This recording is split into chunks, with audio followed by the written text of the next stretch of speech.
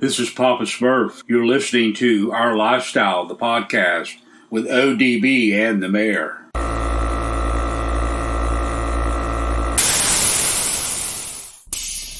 Yo, this is Rob Maggi, and you're listening to Our Lifestyle podcast.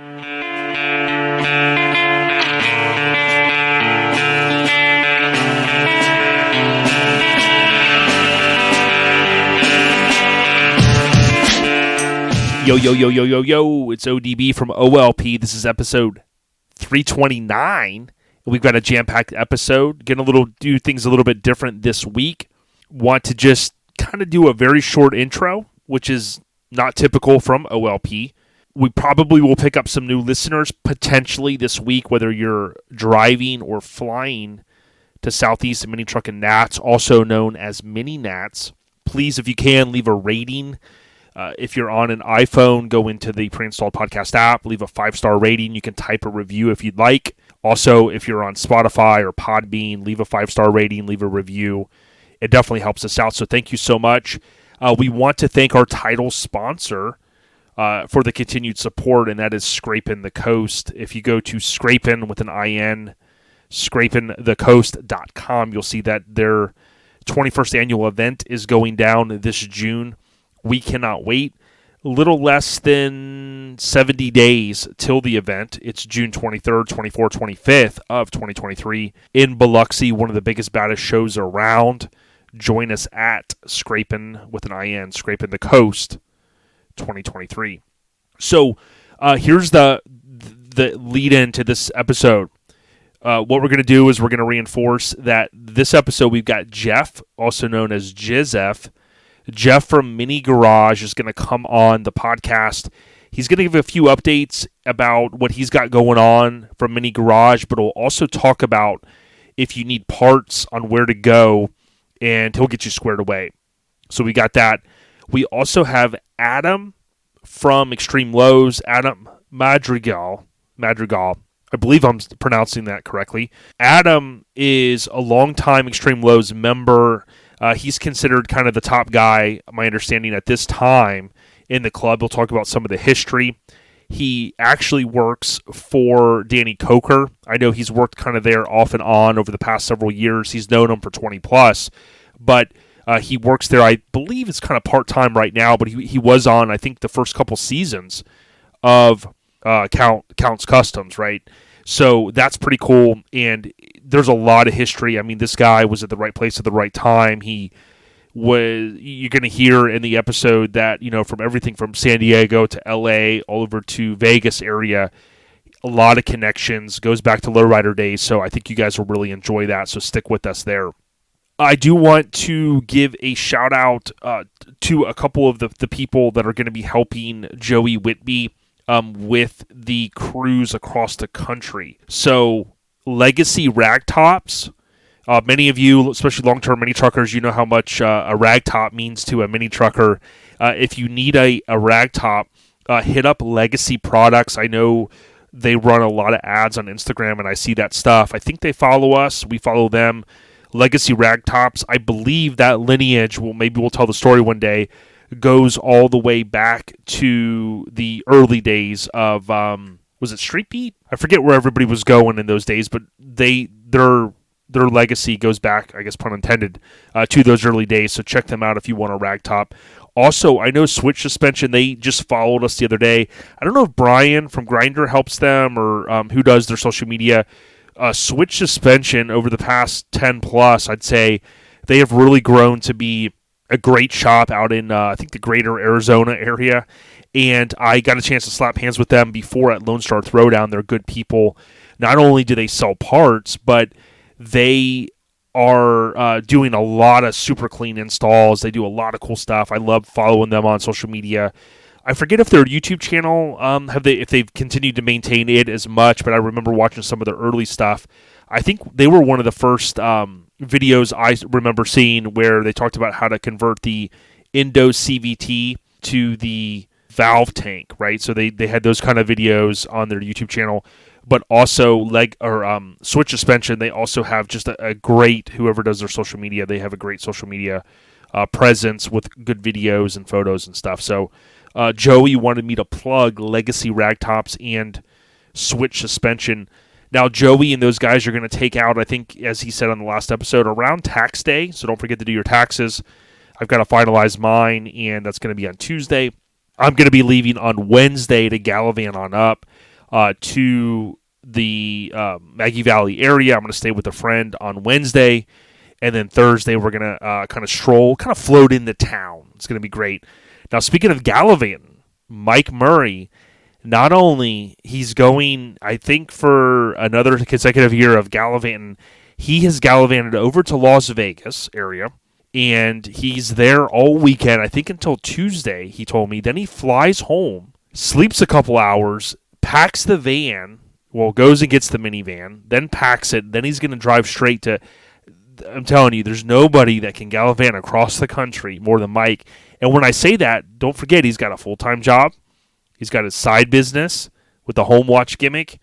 Then he's got the shows, EBGD. He's got the OLP deal. And he's just, I don't know how he does it, man. I mean, he literally is kind of, borderline celebrity.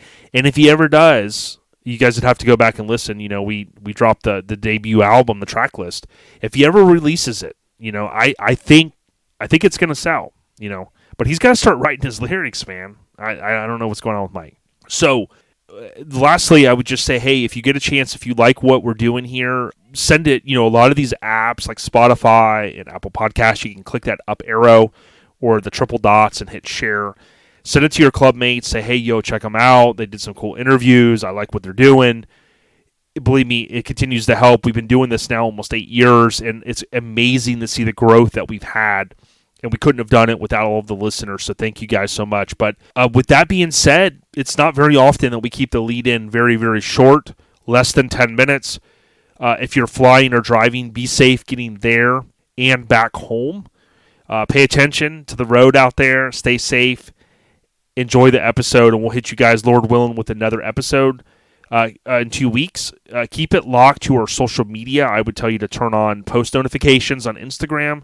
If you can go to our profile, and I think you can just toggle those on from there. You can also tap on the hashtag MiniNats, just how it sounds, and that is going to be the primary hashtag that we're using.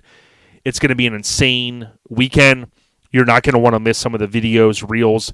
There's going to be a reveal that happens on Friday, and you're not going to want to miss that. So, again, we're going to be going live. We're going to be doing everything we can to bring you guys the most comprehensive coverage available for Southeast Mini Truck and Nats. So we'll see you guys out there. If you're there, come by. We got a lot of merch that we're going to drop. Stay on the rise, my friends. And Mike, keep on gallivanting. We got ya. Peace. Yo, so we're going to move into the big homie Geoff from Mini Garage, our brother in the Pacific Northwest. How you doing? I'm doing good, Jason. How are you? Good, man. It's always great seeing you. It was awesome kicking it at Lone Star Throwdown. I swear I see you more than some of the people that live in my own neighborhood, man. I definitely love getting out, and I love catching up with you no matter where we're at. So it's always good stuff. Before we talk about Mini Garage and some of the other stuff you got going on, including the parts business, I do know that you've been battling back with your health a little bit and stuff like that, and it's always good to see that you're making some progress, man. So we're rooting for you.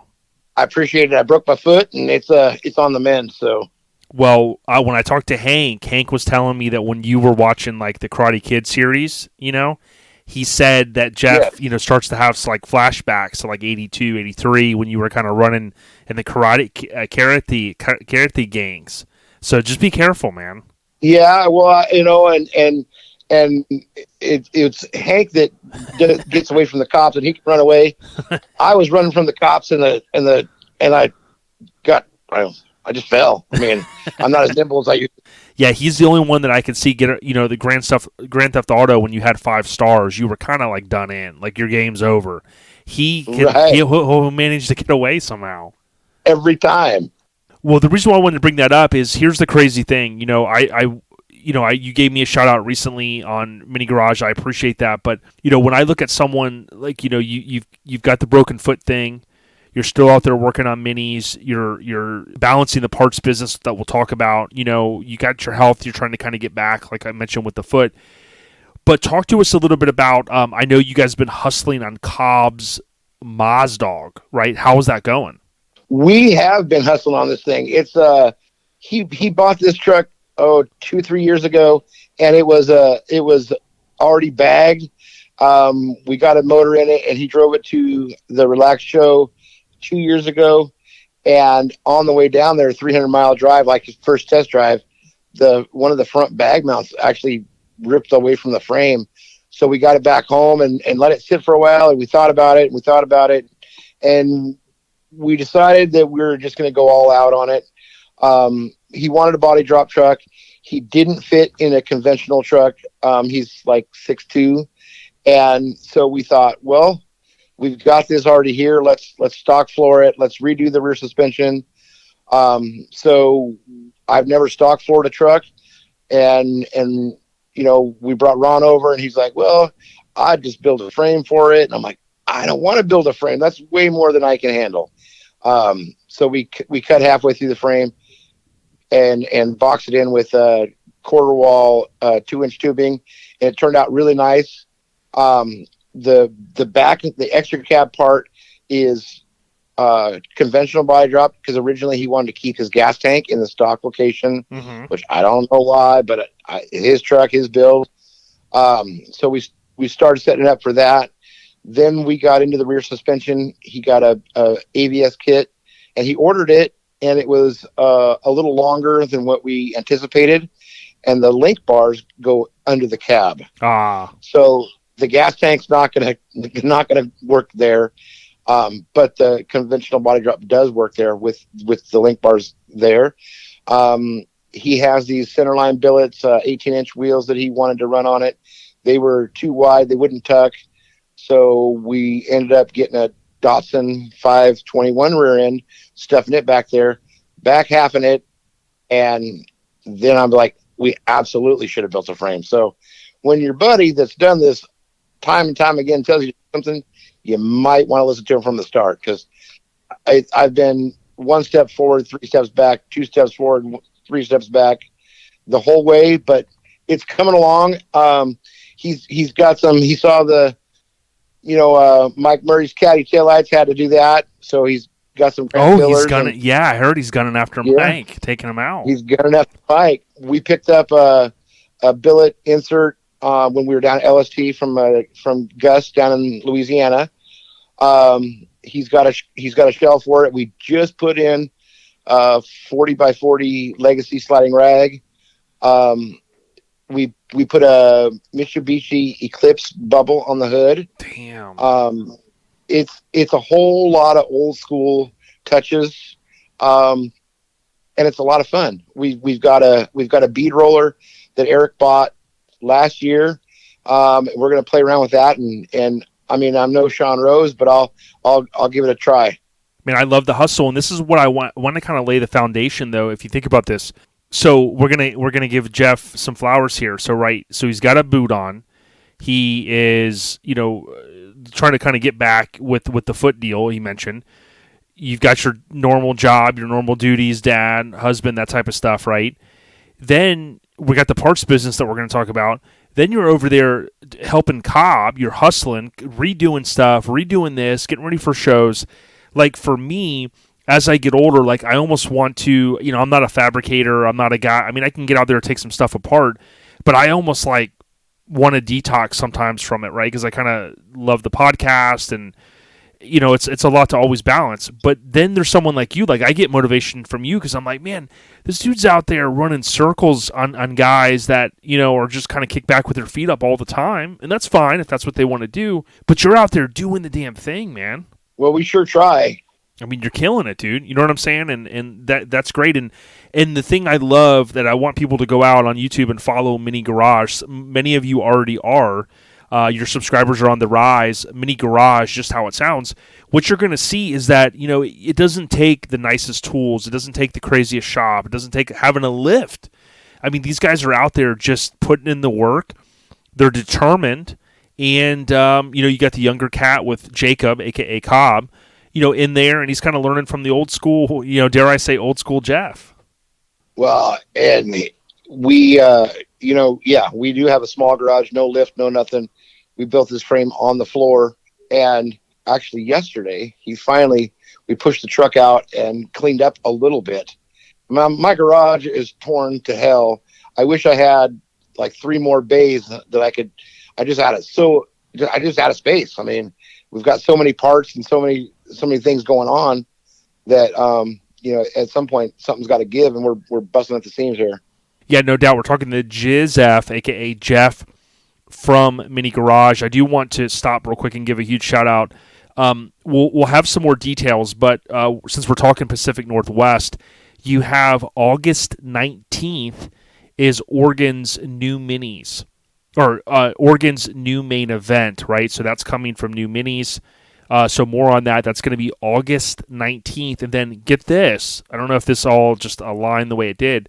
The following weekend, the following Saturday on the 26th, is Sittin' Pretty from Washington. They have an event going on. Again, that's August 26th. And you can go out on Facebook for that one, I know for sure, and type in Sittin', Sittin, Pretty, Pretti, Summer Slam, and you can get more information. Geoff, that's kind of cool. I wanted to get that in because we're talking PNW, Pacific Northwest. We're talking Pacific Northwest right now, and it's good that you're starting to see a resurgence of some of these old school shows and these old school guys wanting to do something. Yeah, and I'm trying to make that new mini show down in Medford the 19th. I committed to going to the Sittin' Pretty show the following weekend, and it's going to be super hard to go, 6-7 hours one way and then 6-7 hours the other way the following weekend. But I'm going to try like hell to make both of them. Yeah, good stuff. I know Hank's apparently, he's talking about he's already got his plans. He's going to be thumbing all up and down the I don't think it's over on Pacific Coast Highway that far, but he's going to be he's looking for Large Marge. You remember Large Marge, So yes, sir. The good old days. Geoff, let's talk a little bit about you have been a great resource for people that have Mazda trucks that are arguably one of the most popular mini truck ever made. We love our Mazdas, and you've helped me, you've helped so many other people, right? Give us an idea of if someone, like, what kind of parts are we talking, what years-ish, and where can they go to buy these parts? So we have an eBay store, .maz, DATMAZ, foreign, on eBay. And on that store, because a lot of people like to buy with the confidence of eBay, it's an assurance. So we've got our eBay store open, and there's Mazda parts from 86 to 93, almost anything you can think of. And if we don't have it, we can get it. We also have Datsun parts, and that's the .maz. So we've got 521, 620, 720s, hard bodies. Not as many hard bodies, but a lot of 521s, some 320 stuff. And then we have some Datsun car stuff too. 510s. Actually, one of the first things we sold when we bought this inventory, I sold John Moore a set of fenders for a 320 and shipped them to Pennsylvania. Nice. Now give it to us one more time because I'm on eBay right now. So read it again to us. DATMAZ, foreign auto parts. That's the seller name. Yeah, so go in there and search for the seller name. And you said DATMAZ. That's correct. Foreign auto parts. So yeah, go search out there. The type of questions that you maybe get, right, worldwide, I'd imagine this market, because these parts are kind of getting harder to find. What would you say on a daily, weekly, or monthly basis? What's kind of the biggest question or two that's coming in from people looking for parts for one of these said vehicles, or maybe even something you may not even sell? So the biggest thing that we get questions about is actually door panels for Mazdas. Because the vinyl at the top gets weather checked and whatnot. And we're actually looking into somebody that can maybe reproduce them. One of the things that we just started making is a roll pan. So we're going to have those listed in the next maybe month or so on eBay, is a roll pan for a Mazda that we make ourselves. We had an issue with with Cobb's truck, and the roll pan from another manufacturer didn't fit the way I liked it. So we talked to a local guy and worked it a little different, and it's built the way we want it to our specifications. So hopefully we can sell it and still make some kind of profit. We're not looking to get rich, but we're looking to help people find the parts that they want. We just, when we went to LST, I hauled 3 shells down to LST for a guy in Louisiana that had to have them. And these parts are getting harder and harder to find. And so there's a handful of us across the country that have a large inventory. We just happen to be one of them. Yeah, if you go on YouTube and you type in Mini Garage that we said earlier, you'll see also there have been a couple of videos, and I know, I'm trying to remember if it was my buddy Josh Ellis or who it was. Someone had said, hey, when you talk to Geoff, let him know the video that he made on, as an example for everyone, there's a little bit of tech out there as well on the channel. I think you changed the ignition switch, which is known to go bad on these Mazda pickups. I think mine is even going bad a little bit. Jalopy Joe was like, hey, put the key in and I can kind of pull the key up a little bit and it'll start, but I'm wondering if that switch is sometimes going bad. But you've also done some videos like that have been helpful to other people. Yeah, and Josh called and I pointed him to that video, and it was able to help him out. I struggle to do stuff like that because I think, well, it's simple. It's change the ignition switch, but there's a lot of people that don't know specifically in these trucks how to do it. It's funny. My friend of mine, Will Scott, he's the painter on the Graveyard Cars. He called me. Yeah. His son has a Mazda. He called me and he was like, I need to change the ignition switch. And I'm like, well, watch the video. And so he called me back, half an hour later. He's like, thanks. I really appreciate it. Got it all worked out. And so I do like to do some of that tech stuff, but it just seems like it's not as exciting as the full custom stuff. Yeah. And for the listeners, this is something that's important. If you're looking at content creation, I sometimes have to remind myself, like, I used to think, hey, what's the big deal with unboxing something, right? It's like, whatever. But if you look at all these channels, I watched Adam Savage from Mythbusters. He's got this amazing channel unboxing crazy, these big 1/6 scale DeLoreans and all kinds of cool stuff.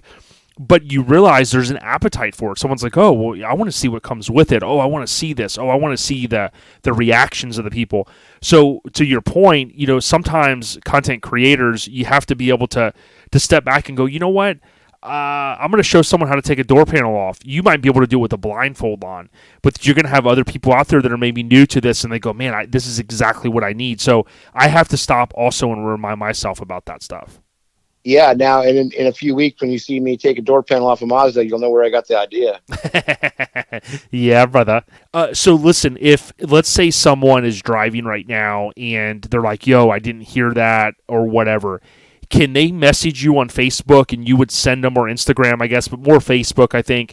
They could message you and you'd send them a link to the eBay store. Or if somebody said, hey, Geoff, I need an AC compressor, for instance, right, for a Mazda, you could tell them, hey, I got it. If it's a transaction like that, do you still send them to eBay, or how does that work? So if somebody's not concerned with having the protection of eBay, I will sell stuff on Facebook Marketplace or on Messenger or on Instagram. And if I'm not paying the eBay fees, the price is a little cheaper.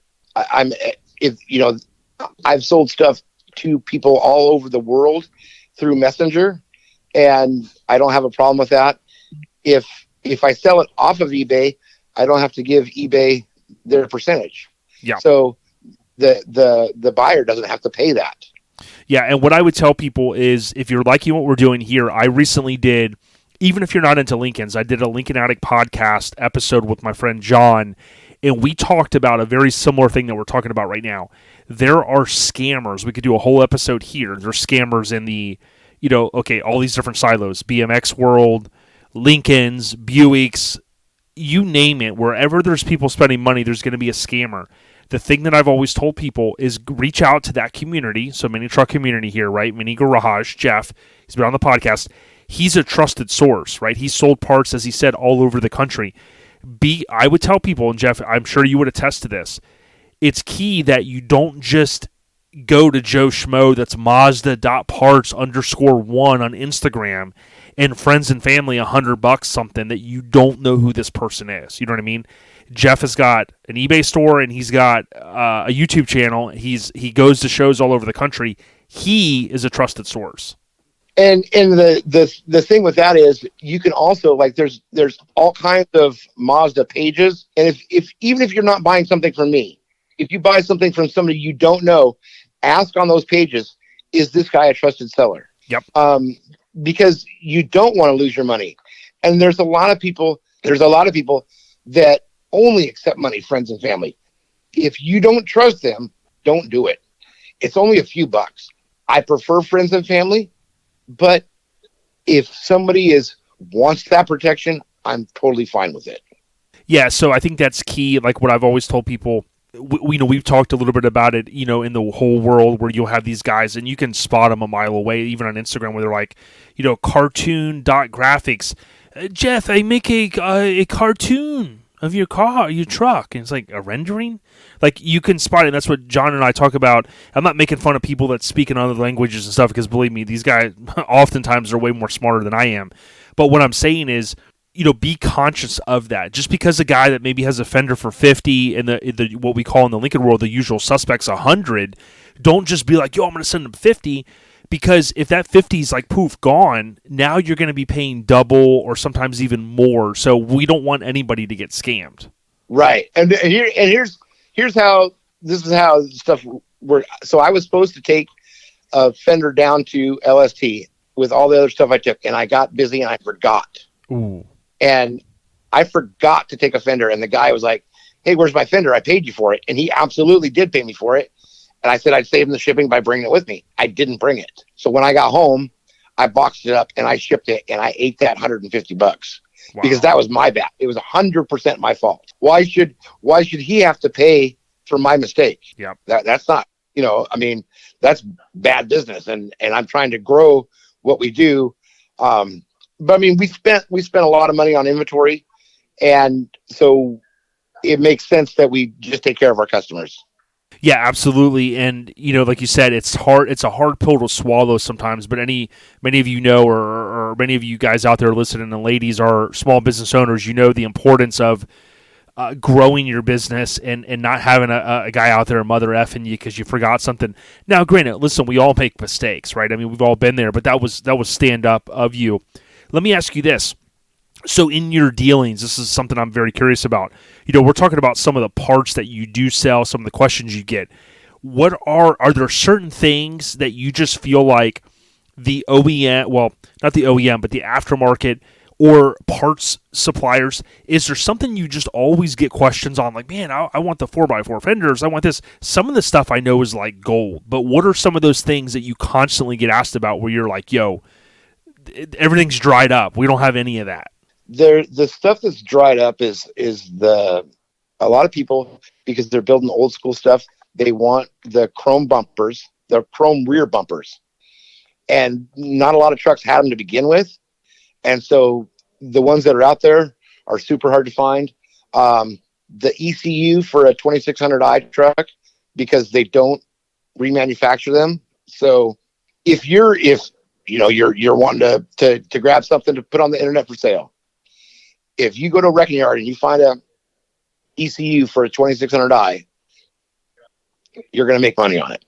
And if you're willing to do that, you've got something that a lot of people want. And so we go through wrecking yards. We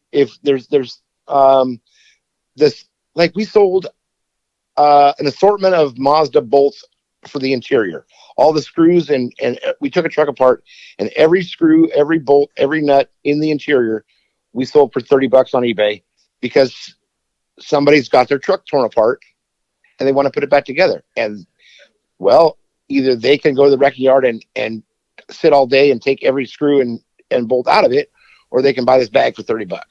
Yep. Yeah, and that's what happens. People, they take their trucks apart. It's apart a year, 5 years, 10 years. It happens on the Lincolns all the time, and then someone's like, shit, I didn't take photos. That's another thing I would tell people, a tip. and you'll see Chip Foose even do this when he had the overhaul and show. Is as talented and successful as he is, they pull out their iPhone or their Android and they take a photo of the stuff. I mean, that stuff is important, right, Geoff? It's minimal. I guess it's in the grand scheme of things. You'd think, hey, that's like, yeah, we all know that. But that's super important. Absolutely. The other thing that we sell a lot of is air conditioning and power steering because it was an option. TAC clusters. A lot of the base model trucks didn't have a TAC. And so you can find a TAC cluster and it bolts right in. It's really simple. And now that we're older than we were as teenagers, we want the comfort of AC. Yep. People want power steering. So that stuff. So like when we go buy trucks, I try to buy trucks that have that stuff that I know sells right off the bat. And people send me links to trucks for sale all the time. But generally the ones I want are either the 4-wheel drives, the LX, the LEs, the ones that have the options, because that's the first stuff that's going to sell. Yeah, absolutely. We're talking with Geoff from Mini Garage. There's a buddy of mine in the greater Orlando area that has a nice Mazda for sale. Now, it's a driver. I mean, it's a low-mile truck. He's been on the podcast before. If you or anybody's interested in it. Now, granted, I mean, this isn't a parts truck. This is a low-mile driven static drop truck. Let me know. But I think it's a 90 or 91, something like that. But it's amazing to me that the trucks became so popular over the years. Now, to me, they're such classic lines. I ended up picking up, and I haven't talked a lot about it. I did a couple YouTube videos. As you know, Geoff, I ended up picking up one about a year ago, a little less than a year ago, and I haven't really dove into it. Geoff has helped me out with some parts, and I really appreciate that. He's been a great source, including his YouTube channel. But I think what's awesome is that these trucks might be 30. I mean, they're over 30 years old now in some examples. Man, they are just timeless, aren't they? They sure are. And we got a low mileage truck last year. I got an 86 LX standard cab that is 49,000 miles on it. And the interior is mint. We have it listed on eBay. I've got a couple people that have hemmed and hawed about it.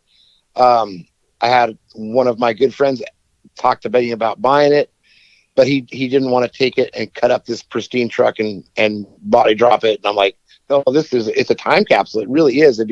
It's got the stock stereo in it. We went through and the transmission was making a little noise. We took it out, took it to a shop, had new bearings put in it. It is amazing. And it drives like a new truck. It's just 35 years old. Yeah, we could do a whole episode on a topic that we've hit on in the past, that if you think about our, quote, 57 Chevy to us, now granted, none of us are going to argue and say, hey, 57 Chevy's timeless, right?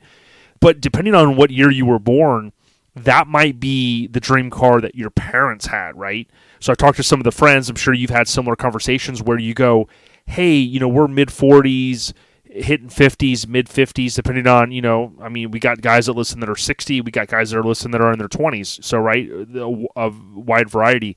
But our 57 Chevy in our head might be a 90 Mazda B2200. It's insane to say that, but it's what we grew up with. And maybe in high school, you wanted that. And to me, I think it's just awesome to see what people are building. And that's exactly it. Like when I was in high school, that was the truck to have.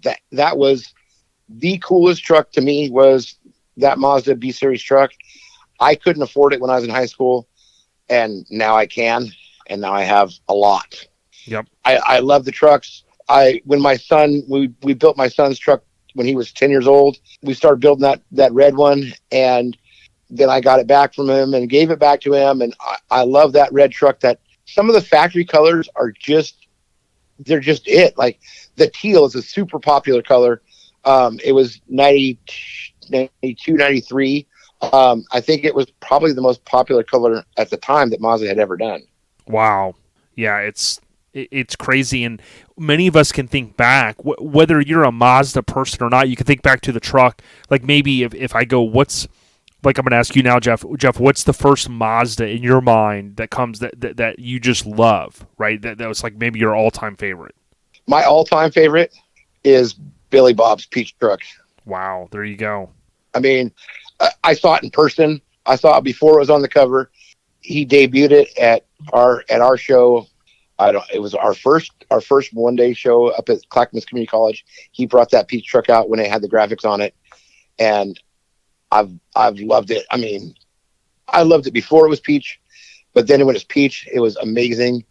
The flat black didn't do it for me, but the Peach was just that truck is it.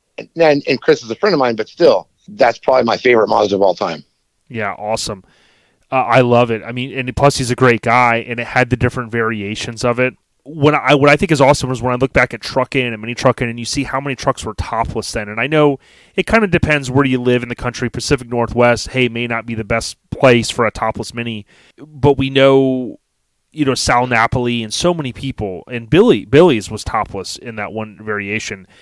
To me, it's just awesome that all of the stuff is coming full circle. We're going to be at Mini Nats soon.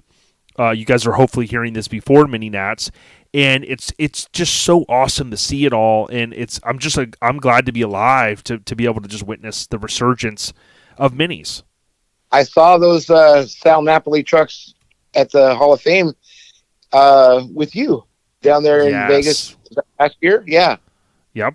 Yeah, it was awesome, wasn't it? And you just think of how great it is, and what blows my mind is whether it's the kinfolk that listen in Japan, the kinfolk in New Zealand, down under in Australia, or the folks here. I mean, the parts that they're pulling out and finding is cool, but I also think something that's underestimated is 3D printing, right? And how that's going to transform things. You'll be able to have, granted, maybe not a bumper, we know that made, but you're going to be able to have maybe some little things that need to be reprinted or produced, or maybe even something like to fill in a hole in the dash. Maybe you're missing a switch or something.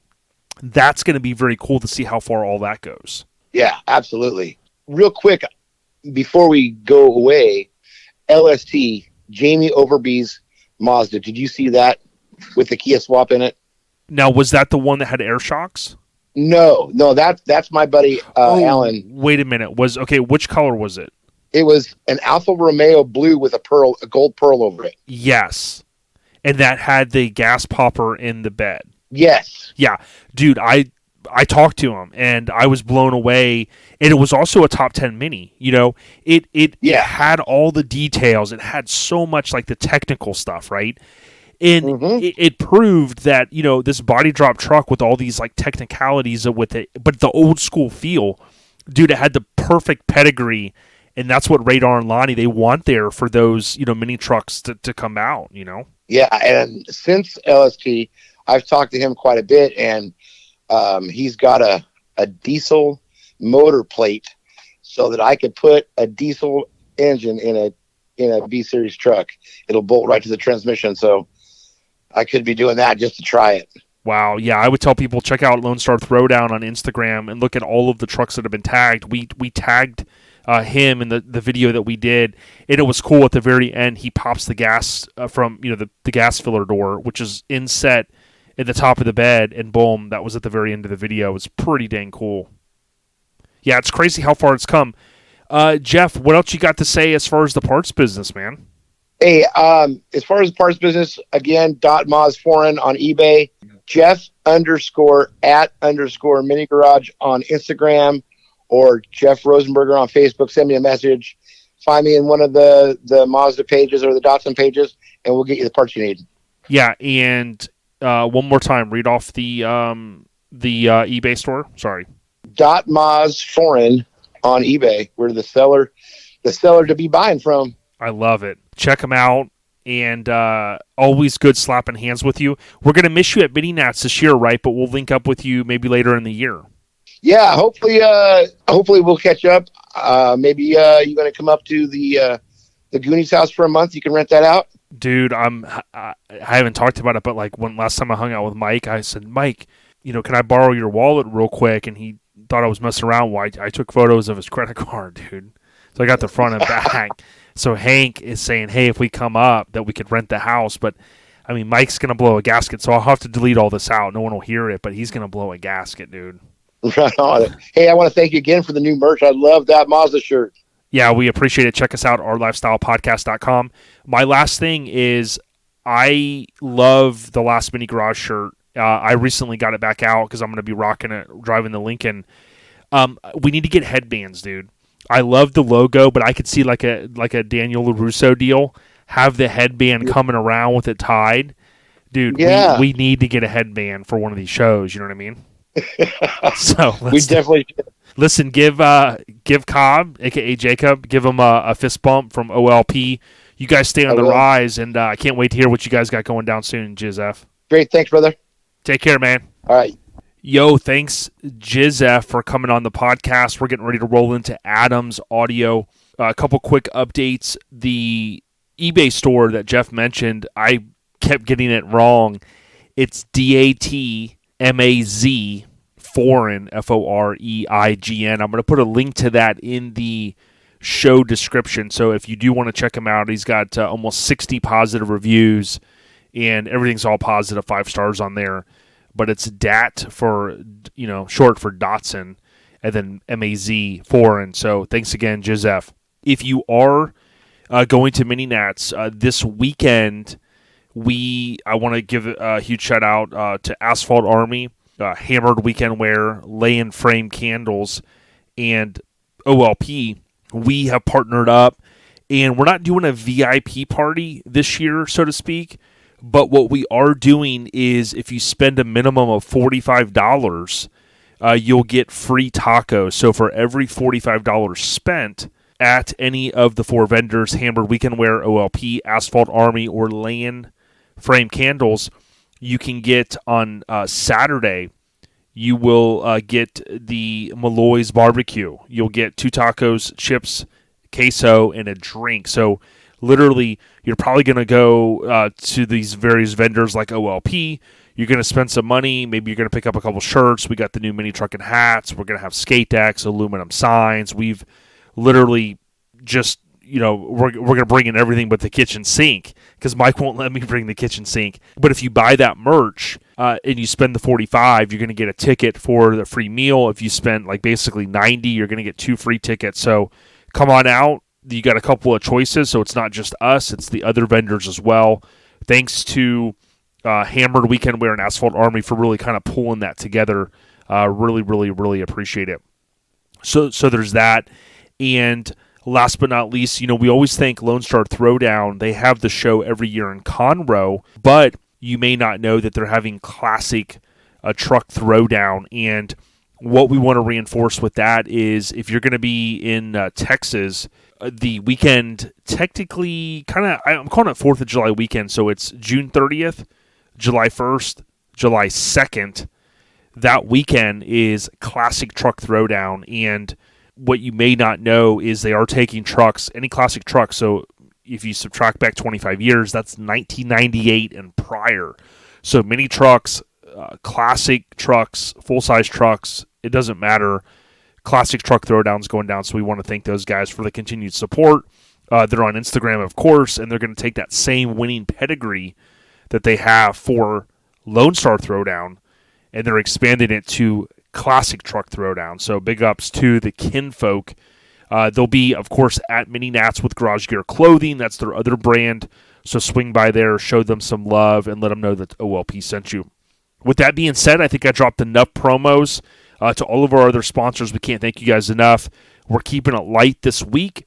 We'll be back, Lord willing, in 2 weeks. Regularly scheduled program already in progress.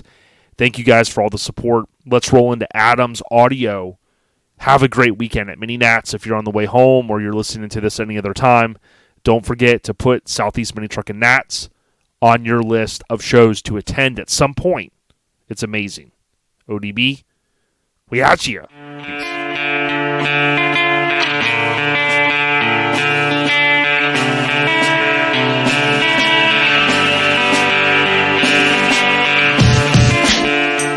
Yo, as I said, I'm super excited. It's Mini Nats week. Many of you are on the road, as I said earlier, or in flight. We got Adam Madrigal. Did I say that right? Yep. Hey, thanks so much for coming on. I got a chance to meet you with our friend Brandon Burrell at SEMA a few years ago. And shout out to Brandon. He's doing big things, isn't he? Yep, he's the new man over there at Street Trucks. Oh yeah. We appreciate you sitting down with us, man. For the listeners that may not know your name, Adam, do you mind just giving like a little backstory about yourself? Yeah, so I grew up in West Coast, obviously, but mostly San Diego.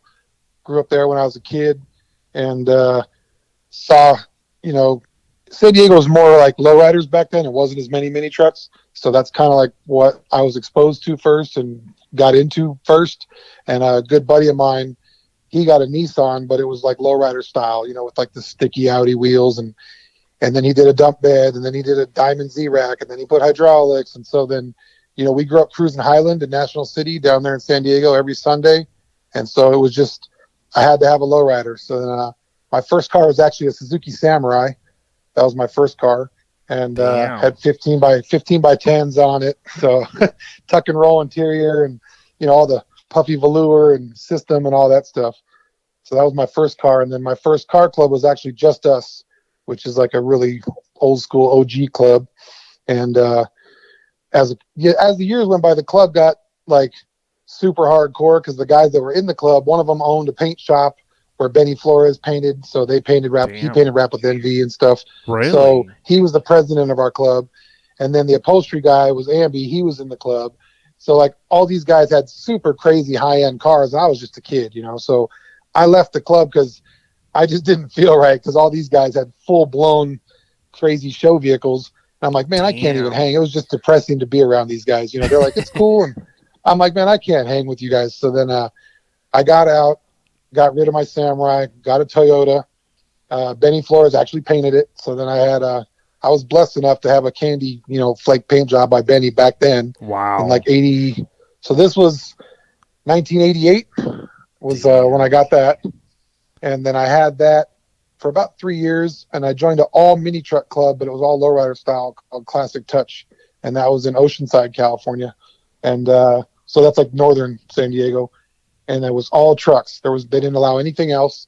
And then you had to have some kind of hydraulics to be in the club. So it was pretty cool because you either had to have a dancing bed or hydraulic suspension or, stuff like that. Damn. And then my first job in the scene, because like I didn't know how to do this stuff, but I wanted to learn.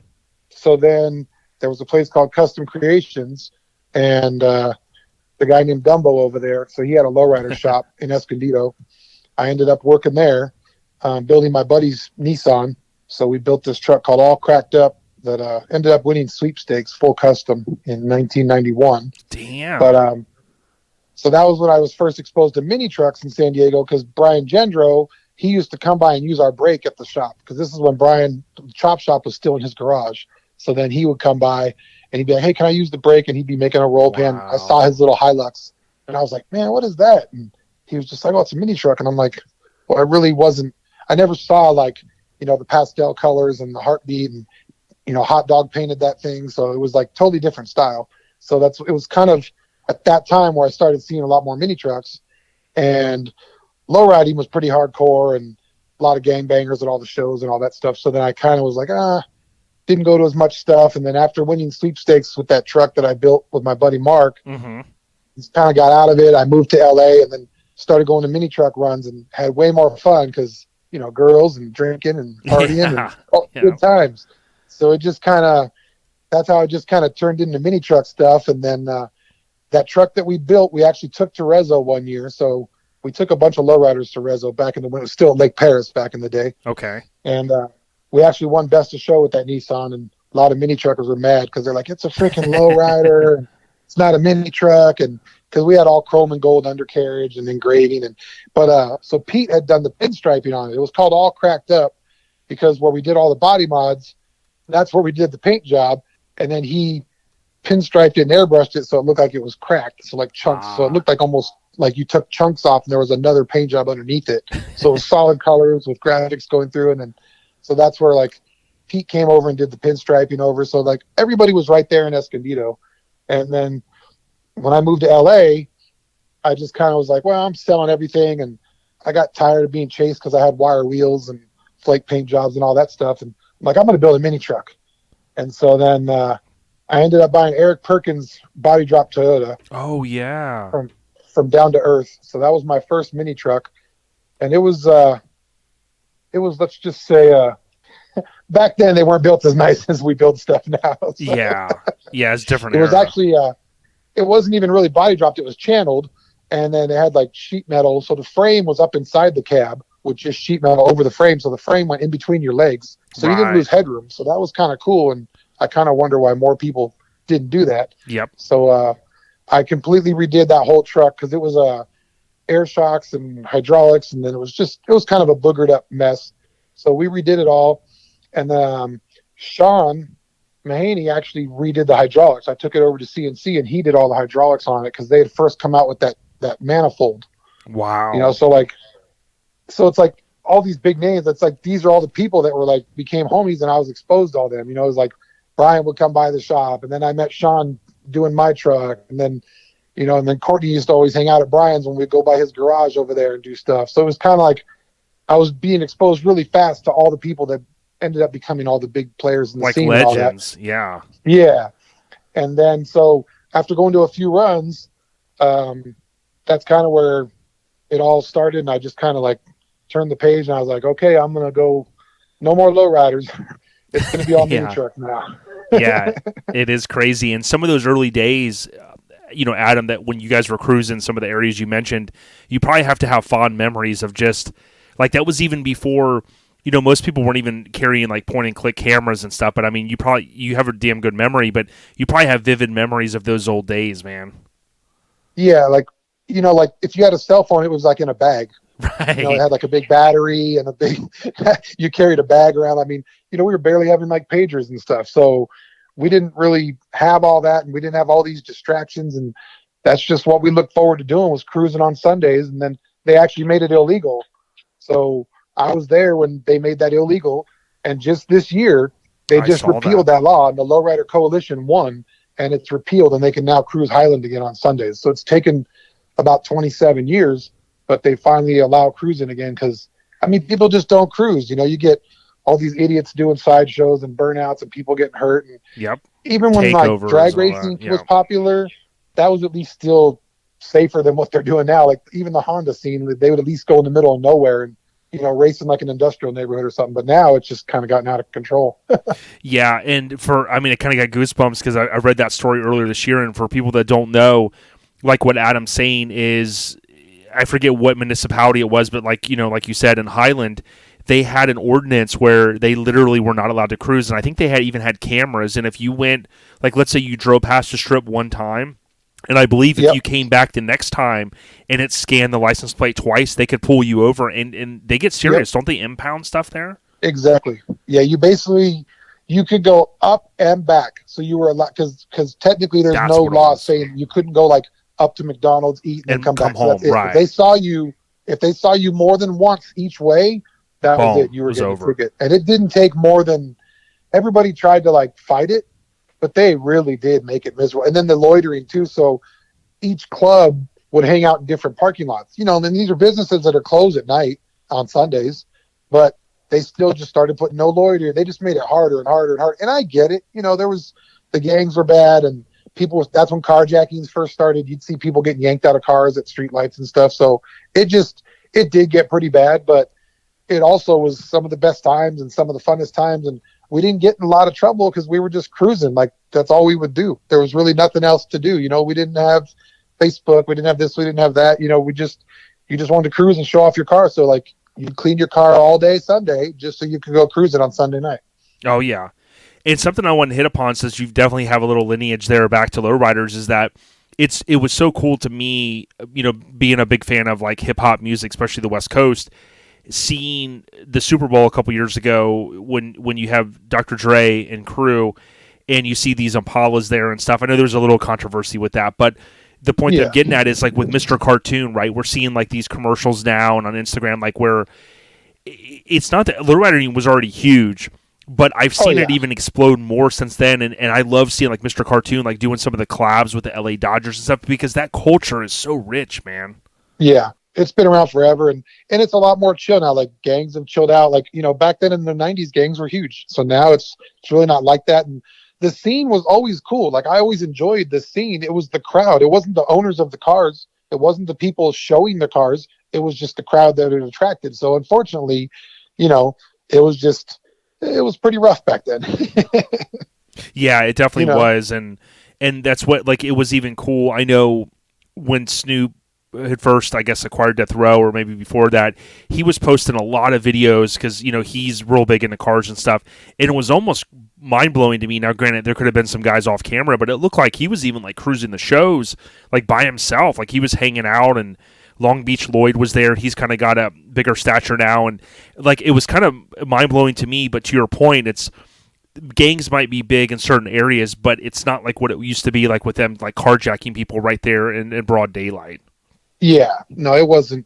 It was really out of control back then. You know, it was hardcore, and unfortunately, that scene attracted those people, and so it just kind of it messed it up for all the car owners and all the, you know, car enthusiasts, because, you know, there wasn't that many actual gang members like in clubs, but then it just got associated with it, and then just because it got associated, it just all went downhill from there, and it was just kind of like, man. But, you know, and then back then too, like, mini trucks, to me, they were lowriders back then. We all had, you know, 15 by 8, 15 by 10 wheels sticking out. We just had static drops. There was no C-notch, step notch laying on the ground, no adjustable suspension. I mean, you had hydraulics just to go up and down, but it wasn't like to lay on the ground like it is now. You know, like back then it was just, even lowriders, like when I first redid my body drop truck, I'd moved to LA and I was cruising and I saw all these lowriders come by one day, and I go, man, I jumped in my truck and I chased them down, because that truck used to 3-wheel like super high, and it would like drag the roll pan. So wow. I chased them down, and it was King T, and they were filming a King T video on Westchester Parkway. So Westchester Parkway wasn't opened yet. It was a brand new street right behind LAX, and it was like blocked off. Well, they got a permit and they went. And so I went and like 3-wheeled, turned the corner, and they were like, oh man, come here. And when I laid it on the ground, they all like freaked out. They're like, what the hell? This thing lays on the ground. Oh my God. Like, they were freaking out. That's awesome. Because they'd never seen anything body dropped, you know, because when they lay it out, it could still roll. So yeah. And shout out to King T. It's so awesome to see like Ice-T and some of the OGs. Like, he was, you know, he was in that era, like right around when NWA came out, and Ice-T and all those guys. So, but he's got such classic music, especially in the lowrider culture. And, it's cool to see. You know, and then with all the big stereos, you know, you had like Rodney O and Joe Cooley and Eric B, and all that stuff was just because of the bass. That's what you had to have, because that's all everybody had was a stereo back then. I mean, even my Suzuki, I didn't have a back seat. It was all speakers. Yeah. Do you remember too, Adam? I was talking to my buddy Kirk the other day, and we were talking about back in the day. Remember when Suzukis, they had that, like, even with the Geos, I think when they came out, they were like, oh, there's a high turnover rate and they could flip over. And I remember that like spreading like wildfire. And I don't even know if it was ever true when they were saying like they could flip. They were super sketchy. Like, that was the excuse I used to tell my parents why I needed to lower it. Oh, okay. Well, there you go. Then there's the official word. I like it. Yeah. And I always remember hearing that, and I was always like, man, but we still see him cruising around. And we had our friend Kurt Crucial. He has a big YouTube channel that's grown, and he had one that was in the NWA movie, but I guess it was like you could barely see it in a scene, and then he had sold it, and then he had acquired another one, and his has all the subs in the back, and man, it just has the perfect colors. And I'm like, with the 80s and 90s nostalgia so big, like what you're saying is just like, man, it was an epic era, but I'm glad to see like a lot of it has come full circle. Yeah, a lot of it's coming back around. Like, you see, you know, and like I'm finally seeing body mods come back. It's like I feel like we just went through this like short stint of just, but I mean, I'm not knocking it, you know, but I just feel like it was just a bunch of stock laid out trucks. You know, it's like you just buy a brand new truck, laid out, and you're done. You got a show vehicle, and I'm like, man, whatever happened to like you had to do body mods and you had to do this and you had to do that. So it's like, you know, and then like my buddy Brett, he just bought the Stranger, so it's like so cool to see it out here. Yeah, and he's like showing it, you know, and then you got Cookies. He's showing on the Ayaska show scene. Like that's hard stuff to do. He's doing it with a mini truck. I mean, Eddie's killing it. So seeing that is like, man, it brings back just awesome memories when we all like, you know, we had chrome undercarriage and all this, and we painted our gas cans and water cans and had displays and ropes, and we had to bring another truck just to carry our display. You know what I mean? So it's like, to me, that was a show vehicle. So when people say, oh, I got a show truck, and I'm like, well, no, if you can drive it every day and, you know, you can fix it and you can do all this stuff to it and everything's not one-off, it's not a show vehicle. So like, I mean, I get it. I like that too. And it made the scene evolve. And then now the chassis scene, like chassis are just like huge now because people realize like it's better, safer, cleaner, instead of just butching up, a whole brand new chassis, just buy a new chassis. Exactly. And then with companies like the Roadster Shop, it's just we would have never thought you could just be like, yeah, I want a chassis for a 90 Mazda. It's just like boom, Yeah. But like you said, shout out to Brett. We've done, I think, one collab post with him. He had it, I know Juan Trevino and so many guys were out at the Roadster show this year, and it was cool to see Stranger there. And then you said, I think you were talking about Eddie Gordy with Cookies and Cream, the amount of hustle that it takes. And then our buddy Tom Jenkins had bought that old truck far from losing that really was a time capsule. It had never, he probably had to clean the gas tank and that type of stuff, but he's back out showing that. Exactly. That was one of my favorite trucks of all time. Far from losing was always like the coolest thing, because that was, when people say tube chassis, that literally has a tube chassis. The guy that built it, him and his son built doom buggies. So it's I remember seeing that for the first time, and I was like, what is this? Like, because that goes back to when like when we used to go to the Del Mar show and all that, there would be like a Chevy Love with like a small block in the back of the bed, stuff like that. You get all these radical, just crazy mods and stuff. And then that's where we would get ideas, so, and then like, when my grandma and grandpa lived in Oceanside, so then that's when I met Derek. And so Derek was always like doing all this crazy stuff with Rap with Envy. And then since I knew the guys building it, I knew what was going on behind the scenes. And it was just, Derek actually helped us get sponsored by Roadster Wire Wheel when they were came out with their new wire wheels to compete against Dayton. Like, he got me hooked up with that. So growing up with all these people, it just makes you look at things a lot differently. And then shake your head at a lot of stuff too. I'm old now. I'm 51, so I've been doing this quite a long time. And it is cool though to see all the old stuff, like the styles come back. Like if you see a mini truck now and it's got a body kit, instead of being like, it's whack, you're gonna be like, dang, I wonder where he found that. Even though it's not. I don't think it'll ever become huge again. But like, just to like restore something or find something that's just still left and not destroyed, or all the guys with the Truck Sarosa kits that you saw. Like when I saw those in Maggie Valley a couple of years ago, there's like 5 of them. I'm like, man, this is crazy. Yeah, and it is crazy, and it's funny because if you think back to like, I remember the early 90s, mid 90s when I was getting into stuff like, Mustangs, and they had those GTO or whatever the brand was, the little head cover or the headlight covers and some of that stuff. But now, like, it's hard pressed to go on Instagram and open it and you see all the videos and you see, like, I call it like the Menace to Society Mustang, like you said, kind of the reverse offset wheels, wire wheels. And like even though I kind of got away from all that stuff, I do look at it and go, man, like an 89, 90 Mustang drop top with some wires on it like that.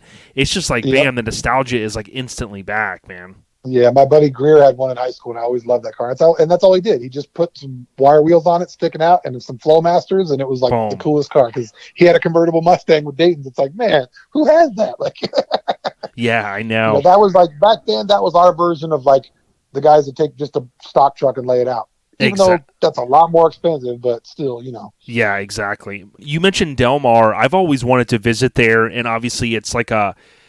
I follow Tony Hawk. I got a lot of respect for him. Like, he's a guy that, took some, along the way, like some guys, looked at him and they're like, oh, you're a sellout, you're this, you're that. But I mean, he like a true pioneer in skateboarding. But Del Mar, there's a lot of roots there, and even back to the BMX stuff. Did you ever see or get to experience any of that kind of stuff? Oh yeah, I rode bikes all over San Diego. So when I first went to San Diego, I lived in Chula Vista. So Eddie and Mikey King, the King brothers, they rode for Diamondback. They rode Honda Hill right behind me. John Phillips lived behind there. I actually was a witness of John Phillips getting hit on his motorcycle. Really? You had Mike Dominguez. Mike Dominguez had that Raspberry 720. So like you'd see him at the skate parks. No way. BMX and mini trucks, they were all like 1-in-1 back then. Like if you had a mini truck, you had a bike in the back too. You know what I mean? So it was just, and then all the skate parks disappeared because of like insurance reasons and everything. So like now it's so crazy for me to see skate parks at like public parks now and nobody's getting sued. I'm like, but back then they shut all the skate parks down because nobody could have insurance. So like, we would go to Del Mar and you would see those guys there. And then you had like Hoffman, he had a house right in Carlsbad. You'd see it on the side of the freeway. So his half pipe was next to the freeway, it would almost cause accidents because you'd be cruising down the freeway. I see him in the air. Bikes flying up in the air next to the freeway. Dude, well, that's crazy to me too, because when I watched it was just over a year ago, I think the Tony Hawk documentary on HBO came out, and I mean, we all knew, but it was crazy that skateboarding got so big in the 80s. Powell Peralta, all of this stuff blew up, and then like towards the late 80s, early 90s, like when I would hear like it started like drying up and these guys weren't even able to barely afford food, right, because of the money coming in, I was like, how? But I've heard that a little bit, that a lot of it had to do with the skate parks when they closed, then people were just like, they got out of skateboarding, you know. It's just insane. Yeah, they all closed, and then that's when everybody started building their own ramps. So then and then if you had a ramp, like some of my buddies that had ramps in their backyard, they had to put like chains and fences. Like people, they would literally just come home and somebody be skating in their backyard.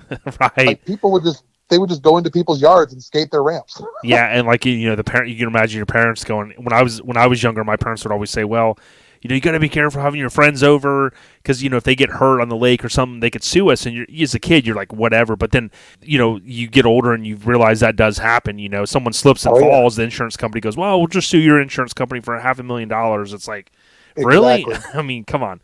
But one cool story was we tried to, when we started the podcast about 8 years ago, we tried to get our merch going, and it was too early.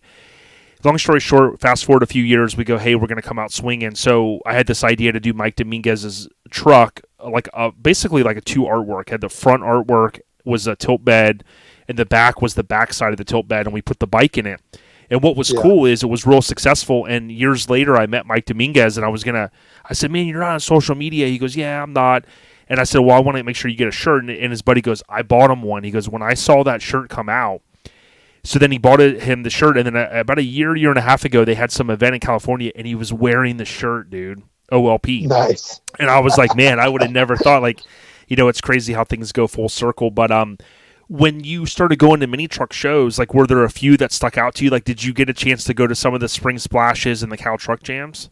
Oh, of course, every single one. So we were always at the California Truck Jamboree. We had a big show every month. So it's like Seductive put on in the summer, and then you had Spring Splash, and then you had your West Coast Nationals, and then you had Rezo. It's like once I got into it, I was all about it. It was every month. Back then there was a cruise night or a car wash every weekend. Like we used to go cruise Tustin, which is over by Irvine. It's this giant parking lot. Okay. And then that's where I first saw Ballistic. Oh, wow. So Ballistic, his hood didn't fit, and my hood did. So then I put a sticker on my grill that says, yes, my hood does fit. And he kind of got mad at me because I parked right in front of him at Taco Bell and aired out. And then everybody's like, man, you got leg room, and he doesn't have no leg room. And I was like, well, I don't know. This is channeled and that's bodied. It's just different, but the same.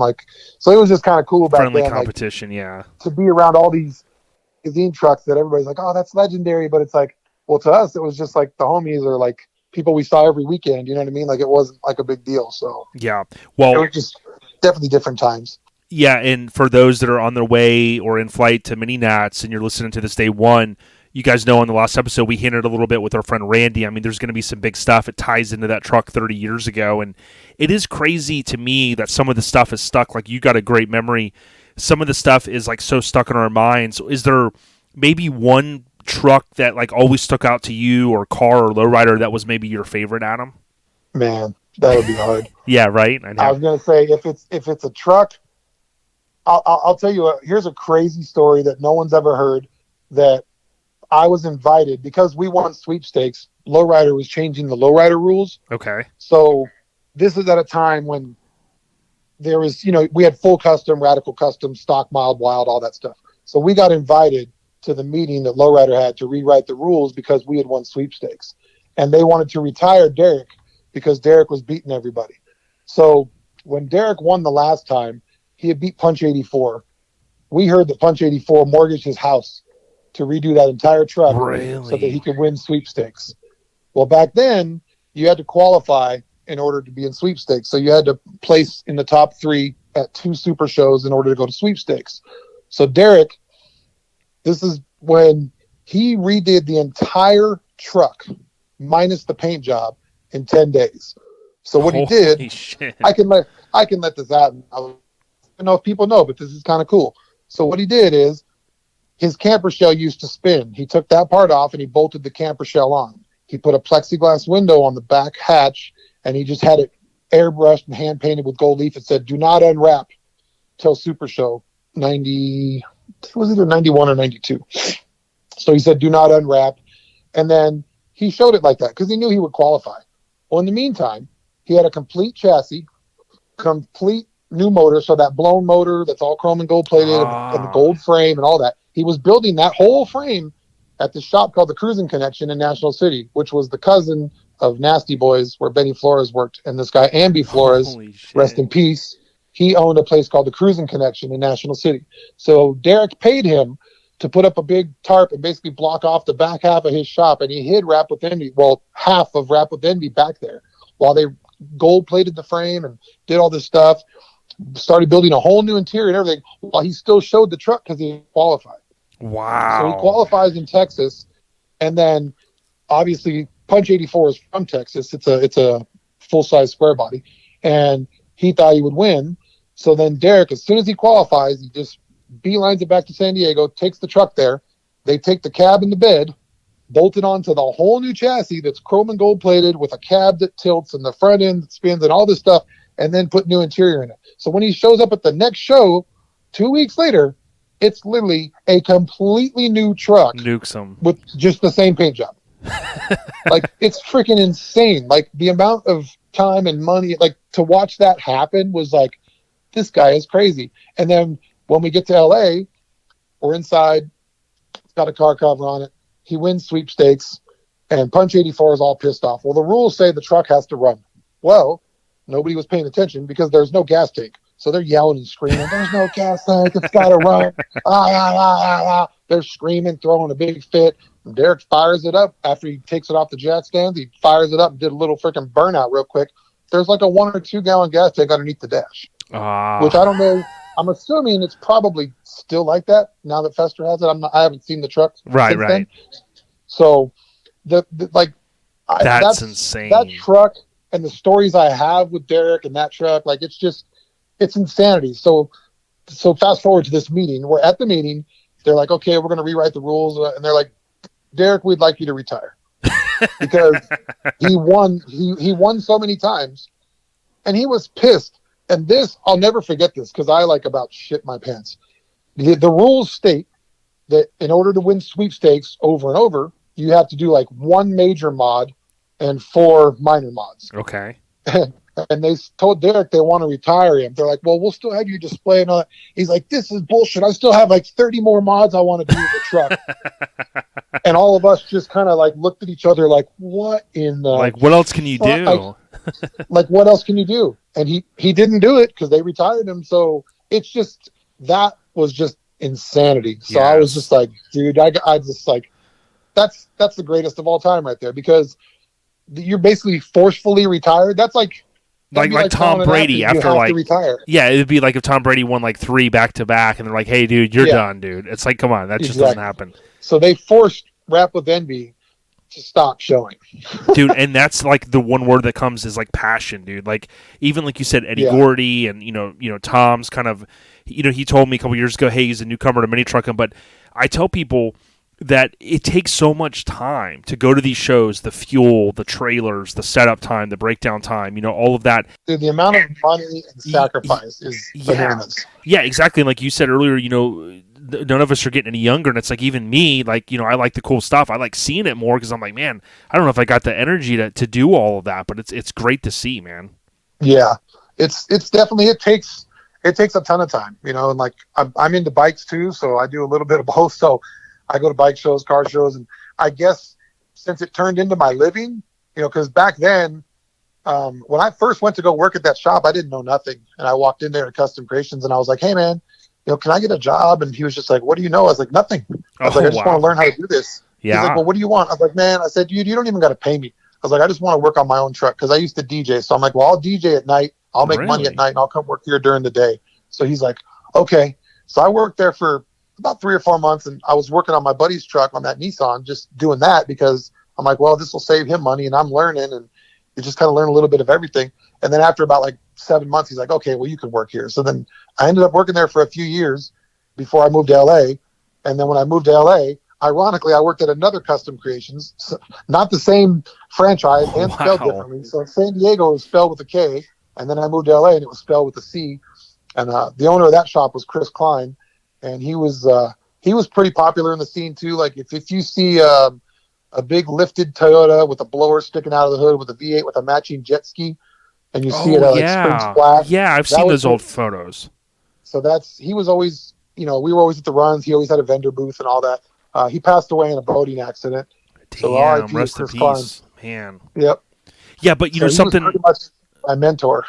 Yeah, something I mean, dude, the cool thing is, like, you remember so many people, and I think some people do tend to forget this. I mean, it's one thing if you forget because of memory, but, like, you realize, like, a lot of guys and, like, the legends you were kind of around, like, you haven't ever forgotten those guys, Yeah. Which I think is great. Sure. Now, for the listeners, we want to talk about in just a moment about Xtreme Lowz, because for those that don't know, Adam's going to give us the lowdown on how Xtreme Lowz started. But I wanted to ask you this. My understanding, talking with you with Brandon Burrell, and thanks to Brandon, I got a chance. One of my bucket list things was, even though to some may not be a big deal, I always wanted to do like the cruise out, for SEMA. And we had a lot of good time, good conversation. But my understanding is you've known Danny Coker a long time, and you've even worked for him, and I think you're still working for him. Yeah. Yep. So Danny, when I first moved to Vegas, I ended up working for Sal. I don't know if you've had Sal on here too. He's another mini trucker. Well, so Sal I ended up Napoli. working for him so I worked for him for a little bit at his shop. And then Joe Musso, he was another mini trucker. So me and him opened our shop, and I ended up meeting Danny by accident because my Harley, I had a custom Harley then, and it had a warranty issue. And so they're like, oh, you could take it to this place, Evil Twin. This was before he had Counts Customs. It used to be called Evil Twin. It was just a Harley shop. So I showed up there with my Harley to get my clutch fixed because the place that I bought my bike at went out of business. And they go, you can go to this place, Evil Twin. And so I go into this warehouse, and I'm like, holy crap. Yeah, it's a bike shop, but there's like 50 cars over on the side, And I'm like, what the hell is this place? And so that's when I met Danny. And super cool, super chill guy. Like, you'd never know, like, everybody's like, oh, he's a rich guy and whatever. But like, Danny's like the most down to earth, like, cool dude you'd ever freaking meet. And so I ended up bagging one of his cars because he goes, oh, will you do all that airbag stuff? And I'm like, yeah. So me and Joe had opened our shop.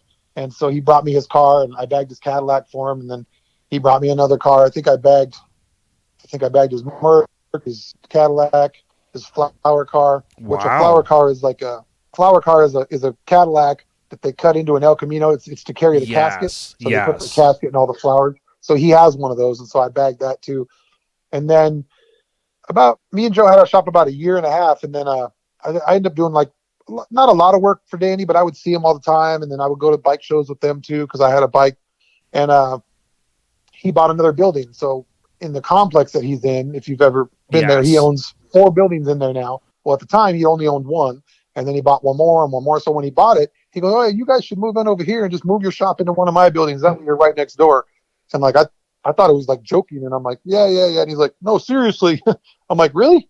I'm like, man, I can't afford this place. And so he's like, man, just move in and you could just work it off on cars or whatever. So he pretty much gave me and Joe the opportunity to have a big bitchin' shop and not have to come out of pocket as much. I mean, but back then, stuff was only like 50 cents a square foot back then when we moved here in like 2000.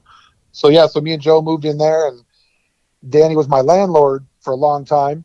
And then years and years later, he opened his shop.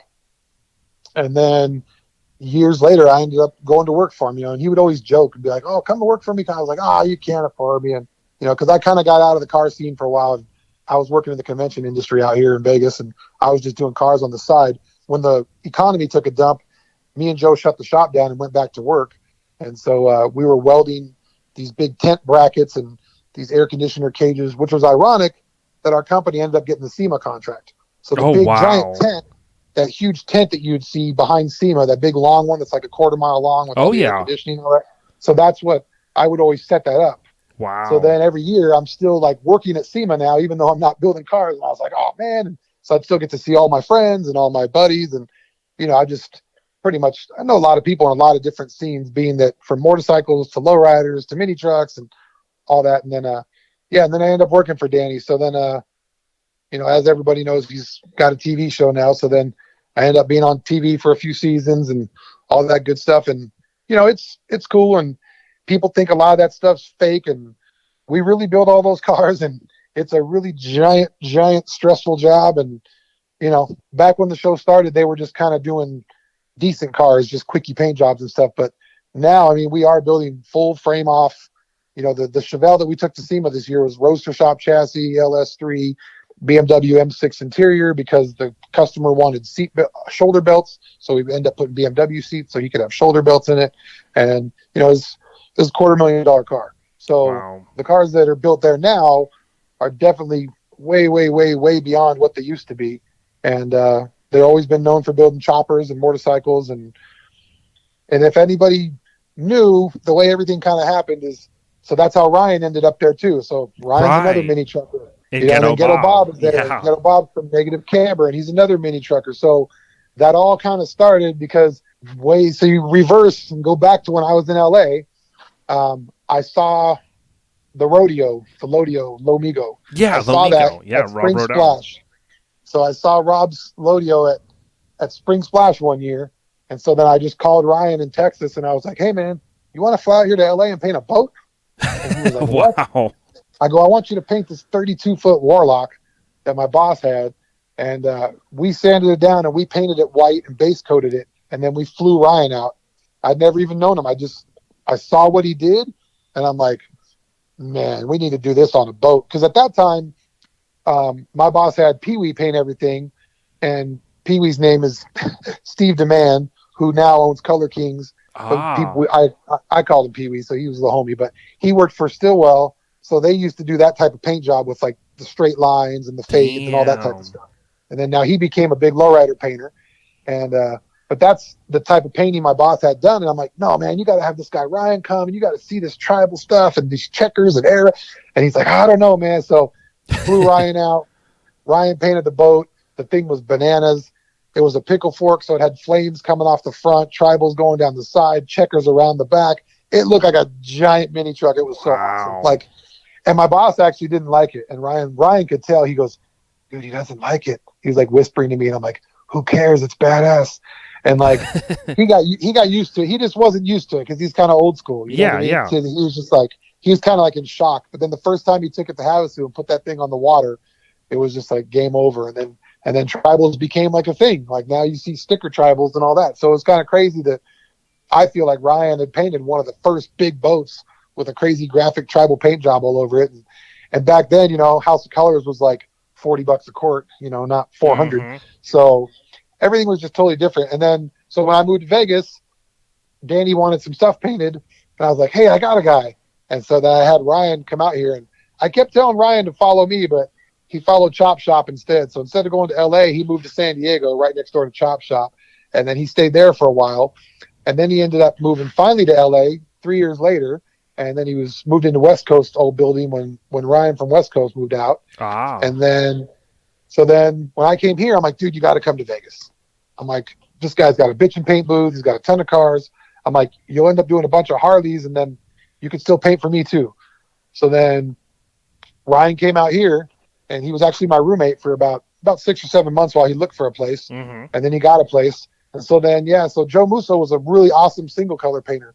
So then we would do all the body mods, shave it, block it, paint it. And then Ryan would come next door and do the graphics and the airbrushing and all that stuff. So you see like Sal's Mazda, and this was right after he did like Steel Flame and all that. So he had just moved to Vegas right after he did Captain's Truck. So he did Steel Flame, then he did Captain's Toyota, and then he moved to Vegas. So if you ever look on the back of Captain's Toyota, Ryan always did the $100 bill. Yes, the $100 bill. Yep. If you look on Captain's Truck, it's a $2 bill. It says the end of an era. So that was the last vehicle to be painted in LA. Damn, that's badass. Yeah, I didn't know all of that history. And what's cool is from like Lomigo to even, like you said, Steve Platt, we had him on recently and we talked about Steel Flame. It's so cool. And I always knew that Ryan, had that lineage kind of to there. And then, with Ghetto Bob, we always remember his blue S10, kind of the first street trucks. Yep. They, Courtney, those guys are all intertwined. But it's crazy to think like the talent came from, like you said, Texas, Southern California, and everything. And Danny really has, to me, like when I see the show, I respect like even the one guy there that does a lot of the bikes, like the heavier set guy. Yeah, like dude, there's a lot of talent there, man. Yeah, no, for sure. And it's just funny that like it's a bunch of mini truckers, man. Like Yeah. People are like, oh, hot rodders is that. I'm like, dude, we all come from somewhere. But it's like at one point, like we had. So I'm in Xtreme Lowz. Bob was in Camber. My mechanic was in Freaks of Nature. And like it was all mini truckers working there. It's like, man, like stop giving us crap. Just because we build like 70s looking hot rods doesn't mean that out in the parking lot there's not a bunch of bag laid out stuff out front. You know what I mean? Yeah. I would tell the listeners, if you ever go to SEMA or you're in Vegas, my wife went to SEMA one year, and before like that last day to fly home, we had a few hours in the morning, so we went over. The big misconception that I had was the inside the shop is awesome, but when you do get to the complex and you stand out front, the way TV is, it kind of makes it seems like it's even bigger out there, but I'm like, wow, everything is right there. And then you go in and it just was crazy to see all the cars and stuff. And you can tell whenever I see Danny talk, like he seems like a really positive dude. Like he can always compliment anybody, even if it's, maybe not worthy of a crazy compliment, but he seems like a real nice guy, and it's got to be cool that you've known him for a little over 20 years. Yeah, over 20. And then he's just super cool, and people think like, oh, he's just this rich guy over there. It's like, no, he has multiple businesses. Anybody that's in the car business should know the car businesses don't make that much money. You know what I mean? Yep. So he's got a bar, he's got a tattoo shop, he's got a restaurant, he's in got a a recording studio. Yeah. He's got a lot of stuff that he's got on his table. And the dude, he's a workaholic, man. Dude works just crazy.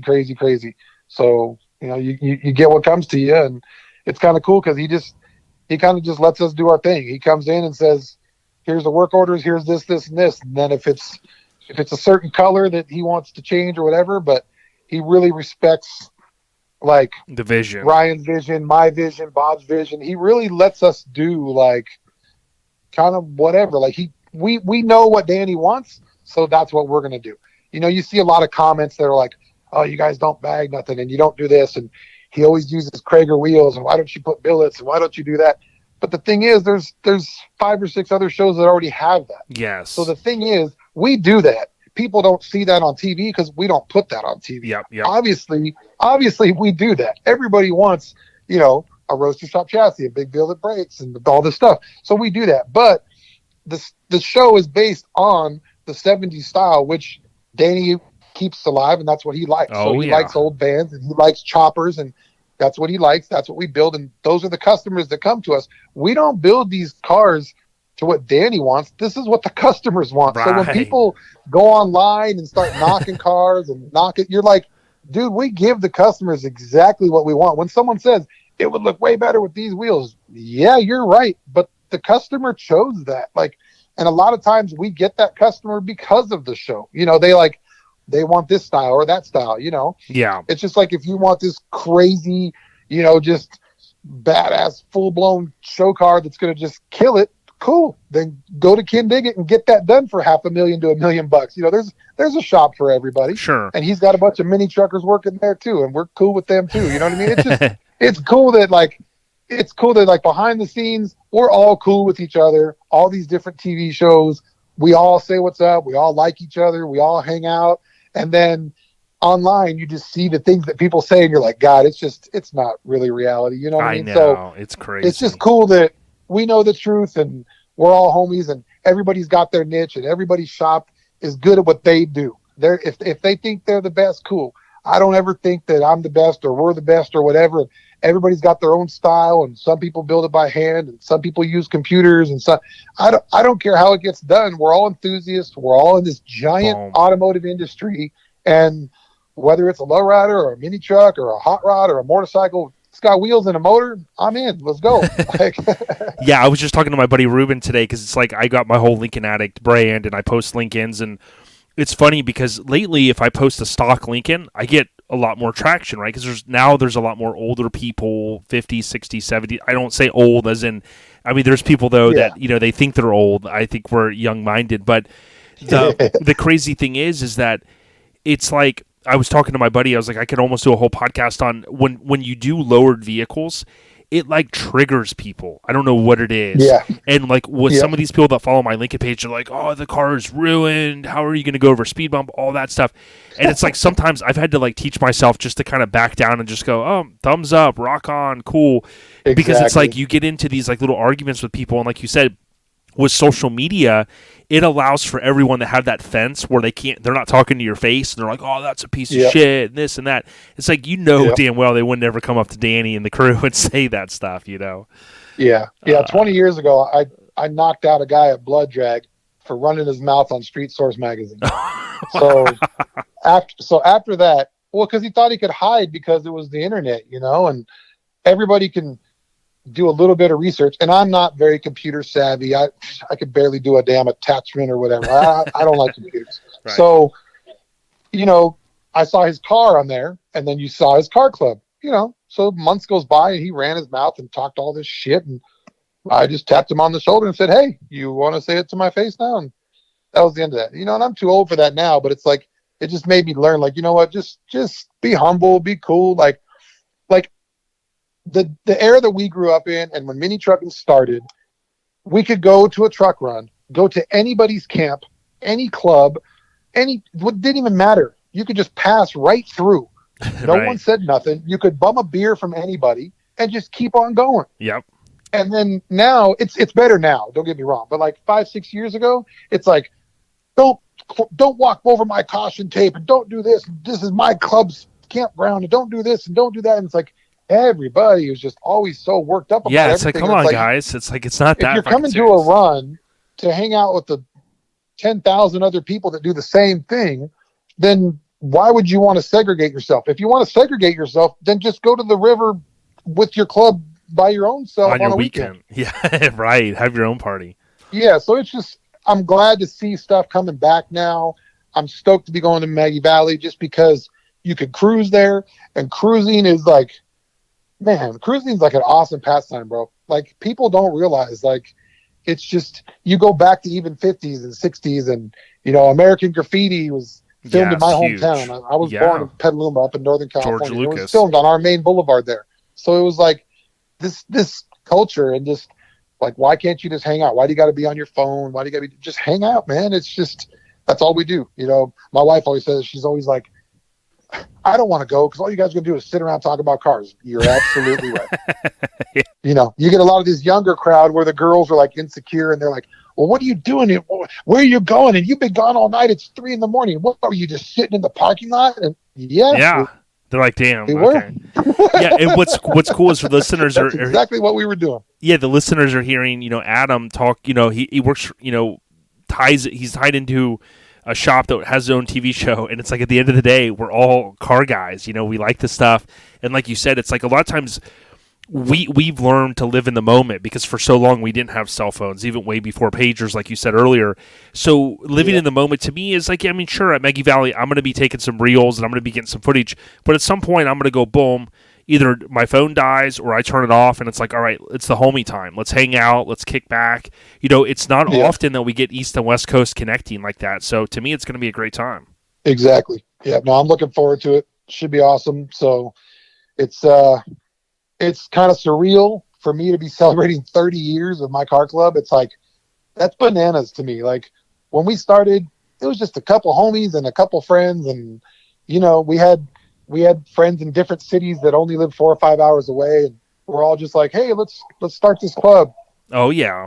Speaking of that, do you mind kind of giving us the backstory on how it started? Yeah, so when I first transitioned from like lowriders to mini trucks, we started going to the mini truck runs, and I met this guy, Rich, that had a rodeo that he called Lodeo. It was a 4-door when the 4-doors first came out. And then he knew these guys from Chico, and they had Xtreme Lowz. So it was Brian Avey, Matt Baker, who's now, I don't even know what club Matt's in now, but he works at Extensive, and Grant Fab. Everybody knows Matt. And then Steve Nielsen from the original Alternate Images and Can Do. He was one of the original members, and he did the painted logos on the back windows. So we met them, hung out with them, instantly hit it off. And then they were just like, well, hey, you guys could be Xtreme Lowz too. And I was like, you know what? So talked to my buddy Rich in San Jose, talked to them, talked to a couple of my buddies in LA. And I'm like, okay, let's do it. Let's just be multi-chapter then. So that it started right off the bat. We had 3 chapters instantly. So it was them, which was technically the original, but I guess everybody considers me the founder because I'm the one that started like growing it and changing the rules. Okay. And I changed the logo. They had a big giant painted logo. And at that time, like Relaxed Atmosphere had a really simple, just script logo. They didn't even have the R with the hash marks at that time. It was just like a little script logo. Got it. And a lot of guys were just starting to do stickered logos at that time because we all had painted logos in the 80s. And then 90s, the vinyls came out. So people just started having the cleaner stickers. And I just didn't really want a big giant painted logo on my back window anymore because I had that before. So then I kind of took the original that Steve did. The Xtreme used to be really huge, and it was sitting on top of the Lowz and like squishing it. So then I just took the Xtreme and squished the Xtreme and elongated it, and then made the whole thing long ways instead of being stacked, and just kind of changed it up a little bit.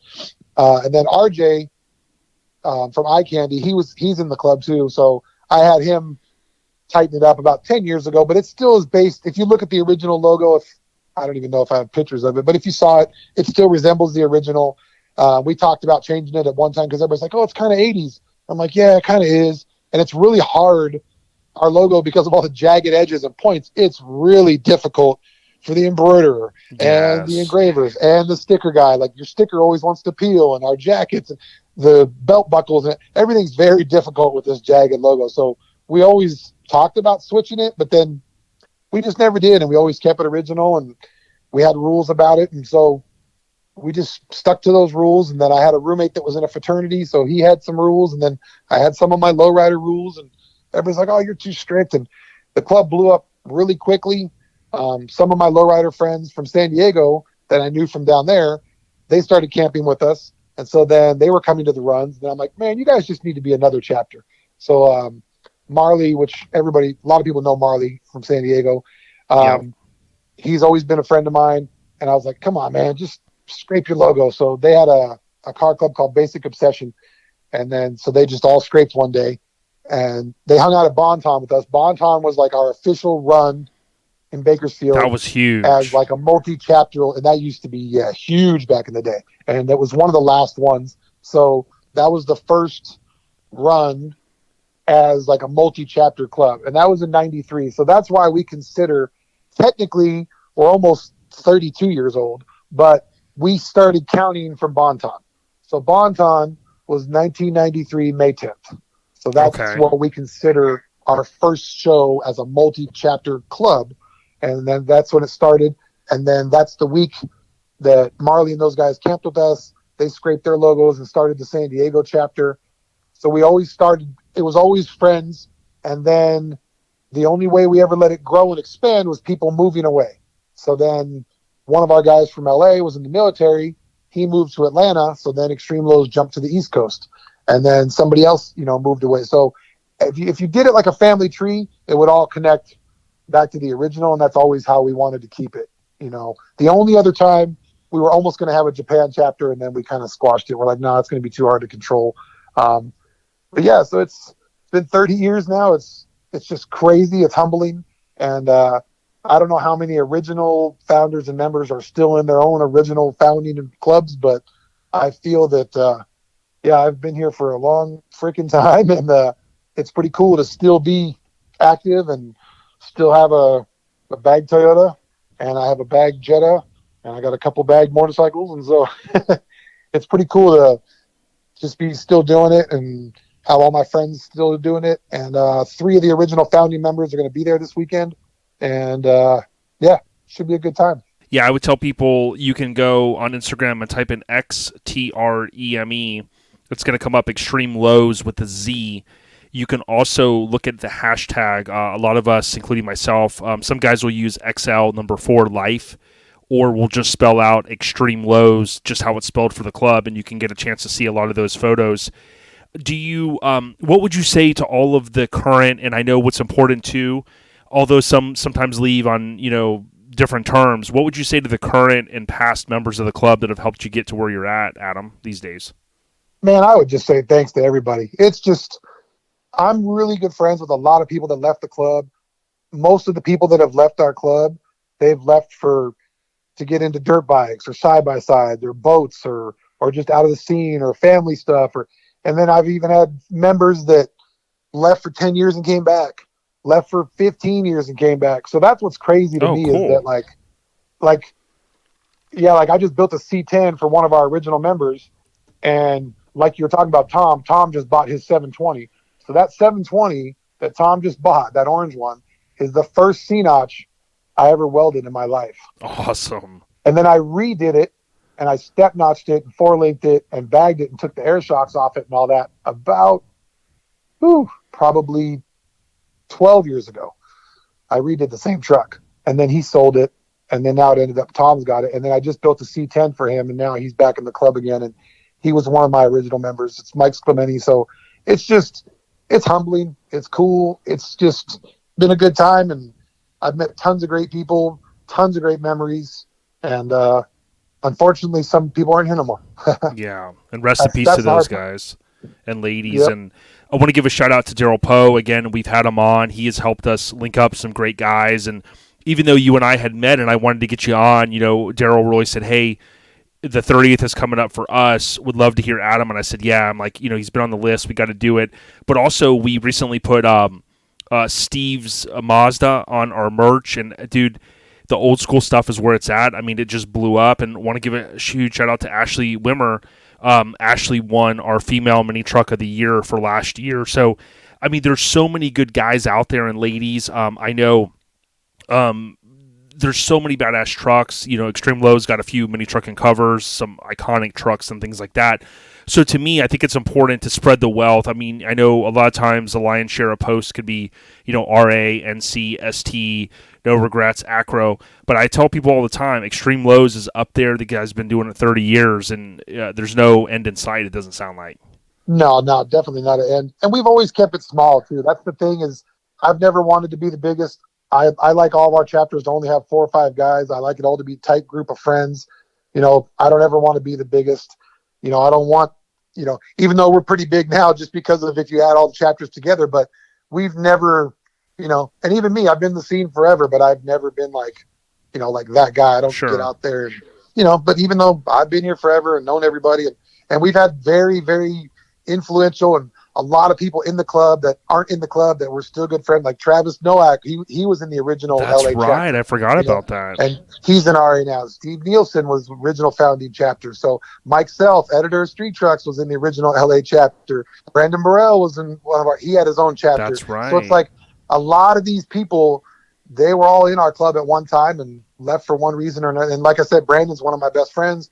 We talk probably 3 to 4 times a week.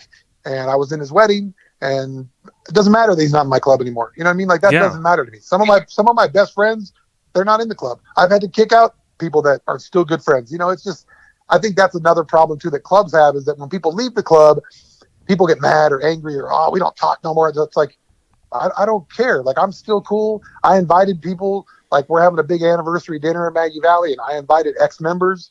It doesn't matter to me. Wow. I don't care what logo's on your back window. I don't care.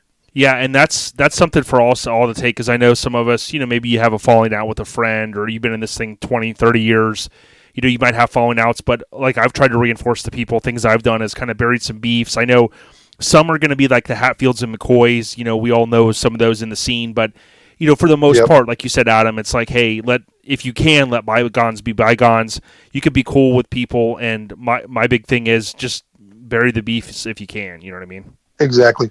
There's only 3 or 4 people that they know just to avoid me. And those people will always be on that list. But other than that, I've always been like down to help everyone. Like some of my greatest memories, so Dave Schulman, when he was building Catch 24, like it wasn't done and it was in Florida and they needed a place to put it together. And he just hits me up, just a random, fellow mini trucker, but we didn't know each other. And I was like, sure, dude. He shipped his truck to Musso Motorsports, flew his crew from his shop in Florida to my shop, and we all worked on his truck for the dark blue one, nonstop, overnighters. Yep. The Somnia one. Yeah. After 22. Yep. So we just went all night on that thing, and I didn't even know him he just called up and was like, hey, bro, I know you got a shop. And I'm like, yeah, dude, I'm right around the corner from the convention center. Get it here. And we'll get it to SEMA. You know what I mean? It's stuff like that. Those are some of the funnest times. And it didn't matter that he's not in my club. I don't care. You know what I mean? So helping people and just helping a fellow mini trucker and having good times. That's really what this whole scene started. That's why, like, I left the lowrider scene and came to this scene because of the camaraderie and the fun and the good times and the partying and all that stuff. So it got lost along the way. And I really do feel like it's similar and back to that now. And then just like when people have shows that are limited and people are like, oh, that's bullshit, and just because it's primer and blah, blah, blah. But then you shouldn't be mad about that. That should just give you an incentive to paint it or to get it one color or whatever. No one does that for hate. And then when people hate on promoters, go ahead and throw your own show and realize how hard it is. Yeah, pull your own hair out. People don't realize, like, promoting and putting on events is a ton of work. You know, so like we used to do Blood Drag. We used to do the Ludicrous show in LA. We did Scraping the Smokies with Brandon. Like, we even had our own show at the Truck Jamboree, same site there before. So, like, we've done all that stuff before and judged them and ran them and worked them. And it's not easy. So these people that want to hate on the show or hate on an event, just realize whoever's doing that event, they're doing the best they can. Yes. That's just the way it falls. If shit happens, it happens. If someone ruins it, all it takes is one person. I mean, I don't know if a lot of people know about Bob Hayes, but he almost lost everything because of one person. You know, they were dragging at a show, hit a manhole cover, flew through the windshield, and sued him. Even though they signed the waiver and did all that, and they still sued him, and he almost lost everything. Yeah, and there's been other stories that I've heard, and some, you know, I wouldn't share on the podcast, but it's similar type situations where guy puts his neck out, they have a successful show, but because his name's on that dotted line, when said, you know, lunatic goes crazy and does something, or even if it's something they weren't intended to do, like going back to what my parents used to say, now I sound like the old guy, you know, when I was a kid, like, well, someone could walk through your yard and fall and trip and, you know, you end up getting sued. You're like, whatever. But literally it happens. We know it's happened. We've lost shows.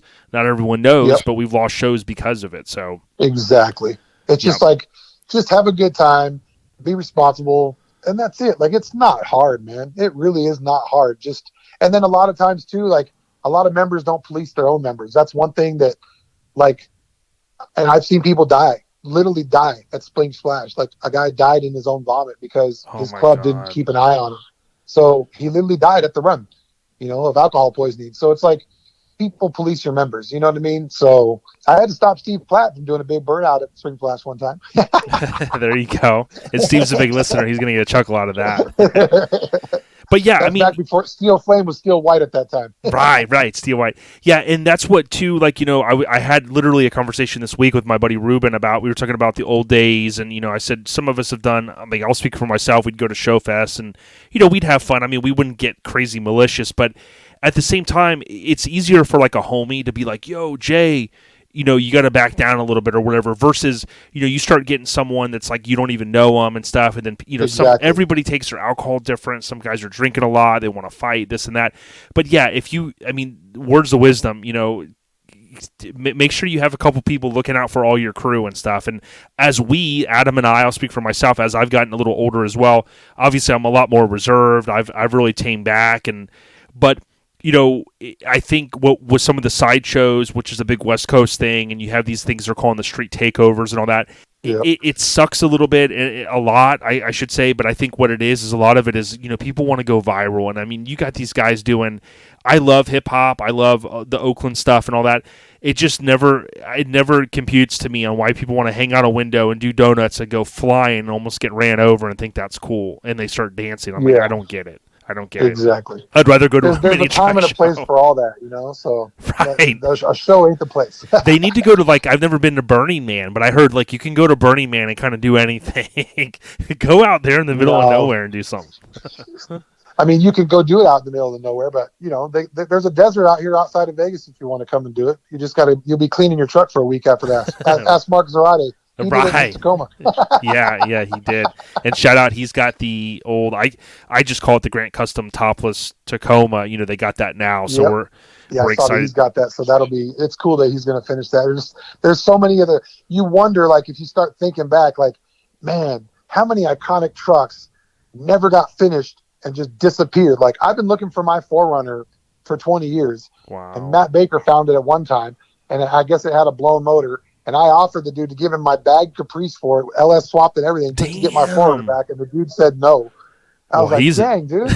And then me and Joe, we found his Toyota with the door all messed up. I guess someone tried to break in and can't open the door, but didn't realize it had suicide doors. So the door and the roof was all smashed. And he tried to get that truck back too. And then last we heard, it ended up in Colorado somewhere. So, there's so many of these old trucks that I just love that. Like, you got Fester and Tom and people taking care of it and not being haters, because you had all these people 5-10 years ago, they were like, oh, it's bought, not built, blah, blah, blah. But it's like, you know what? As long as people are taking care of them and keeping them alive, I just think it's awesome. So It's like, if you could find one that's done, cool. Show it, make it better, and upgrade it. If you find one that's not done, save it and put it on the road. Like, it's just freaking cool, man. Yeah, shout out to our homie Joey Whitby, did that with the Relax Taco. A huge shout out to Joe Musso. 25 years ago, believe it or not, March 98, the Toyota graces the cover. He was a huge inspiration even for me, because when I looked through Mini Truckin', there was a show one time when he took the chassis was completed, it was static, and the chassis was all done, and he had the primer bed on it. And I always thought that was insane, because, at one point I took my truck almost done, and some of my buddies were like, man, you got to wait till you debut it. Why didn't have the bed on it? And I said, Musso did it back in the day, kind of reverse of where I was at. But we all looked at that truck, and we just said, man, that was like another level. And as you know, Adam, it wasn't bodied. It wasn't even, I don't think it was bagged. So it just showed that, dude, we can kill it, even with what we got here. If you look at it, he could still show that truck today if you think about it. If you pulled that into a show, people would still give it props, even though it has no bags, no nothing. Yep. Yeah, the whole rear 4Runner setup. Yep. And all that. Now, just to be clear, you were saying like that truck, because people have asked before, it's nobody knows where it's at, right? Last we heard, it was actually being daily driven here in Vegas for a while by a guy that rebuilt the motor, and then he sold it. We used to see it all the time, and it was parked outside. It wasn't even in a garage. And then he sold it to a guy, and then that guy told me it was in Colorado, and then we tried to get it back, and then we just lost track of the guy. And so last I heard, it was in Colorado, but I don't know where. I don't know where it's parked. And then last I heard, my 4Runner, I was trying to build my 4Runner to beat Joe's truck. So, like, he painted his frame. Well, I molded my frame. So there was not one hole in my whole frame. Wow. Molded it, painted it. And then it was an 87 4Runner. And then Brian Gendro shaved it. We did like a trade deal. And then I put a new 4Runner bumper on it. And then it had a plexiglass window with a chrome rear end, chrome suspension. And so I was trying to beat Joe's truck. And then I just kind of fell on hard times and got rid of it. Well, Steve Nielsen ended up with it. And then wait a minute. He just like did a front end conversion on it. He changed its signals and the grill and all that, painted it like white or something, or one color. And his wife was driving it for a while. So since somebody in Northern California ended up with it, and then I don't know where that ended up either. So. That's insane. Yeah, you jogged my memory, because I was a customer of his in the 90s, and he used to send those famous VHS tapes out, like the home videos and stuff. And I've got one of them that I've imported most of it. And there was a day, this wasn't the 4Runner, but there was a day that he went to the California dismantlers, and he had bought a cab. It was a 4Runner body, and he was getting a forklift onto like a trailer and stuff. And I remember watching that like in 98, 99, and just my mind was blown, going, how are you going to take a shell of a vehicle, Because, I was kind of new into this stuff. Yeah. But, yeah, it jogged my memory, and I was like, man, dude, it's just crazy how far this stuff has come. Yeah, mine was actually a lifted show truck. It was at Bonton, lifted, with a huge lift, bi-lift, like all powder-coated, painted. It was a full show lifted truck, and it belonged to a guy in our San Jose club. Then I bought it, and then I almost rolled it. I got on two wheels, just turning the corner into a Burger King, of all things, by my house. I almost flipped it. It was on 44s. Wow. It was huge. I went to work the next day, told my boss, I'm like, I'm lowering this thing. And he goes, what, you want to put like 36s on it and just like take the body lift off? And I'm like, no, I'm lowering this thing. Yeah, mini truck style. I go, I want to put it on a two-wheel drive frame. And he's like, what? So I literally took the cab off and pushed the whole drivetrain out and sold it to some guy with the lift kit, the Dana 60 rims. I sold it with the V6 and everything, because I was like, I don't even want that V6. I want it carbureted with side drafts. I want it to look like, stripped down. And yeah, so I took it from lifted on 44s to lowered on 17s. And that was my first sponsor as a mini truck. I got sponsored by MHT, and they gave me some Nieper N7s for it. Wow. And those are like, all those old 90s wheels are so nostalgic. Like, people are trying to get them. Like, no, I mean, dude, that's insane. Yeah. Yeah, the Toyota I'm building now, I'm having Renaults made for it. Ah. So that way it's like they'll be replicas, they'll be billet, but Yeah. I'm going to have those made for my Toyota. So Well, you might see, I'm sworn to secrecy, but you might see a set at Mini Nats, which I think I know. Mike got them first. I know. Yeah. Well, there was a couple of people apparently doing them, but to me, what I think is awesome is that it's stuck in our mind so much that we love them, because there's a couple wheels like I would love to do. There's a wheel that was on a cover truck that was like, it wasn't a special wheel, but I was like, man, what if that was in billet? So the cool thing is we can call our friends and we can get the shit made.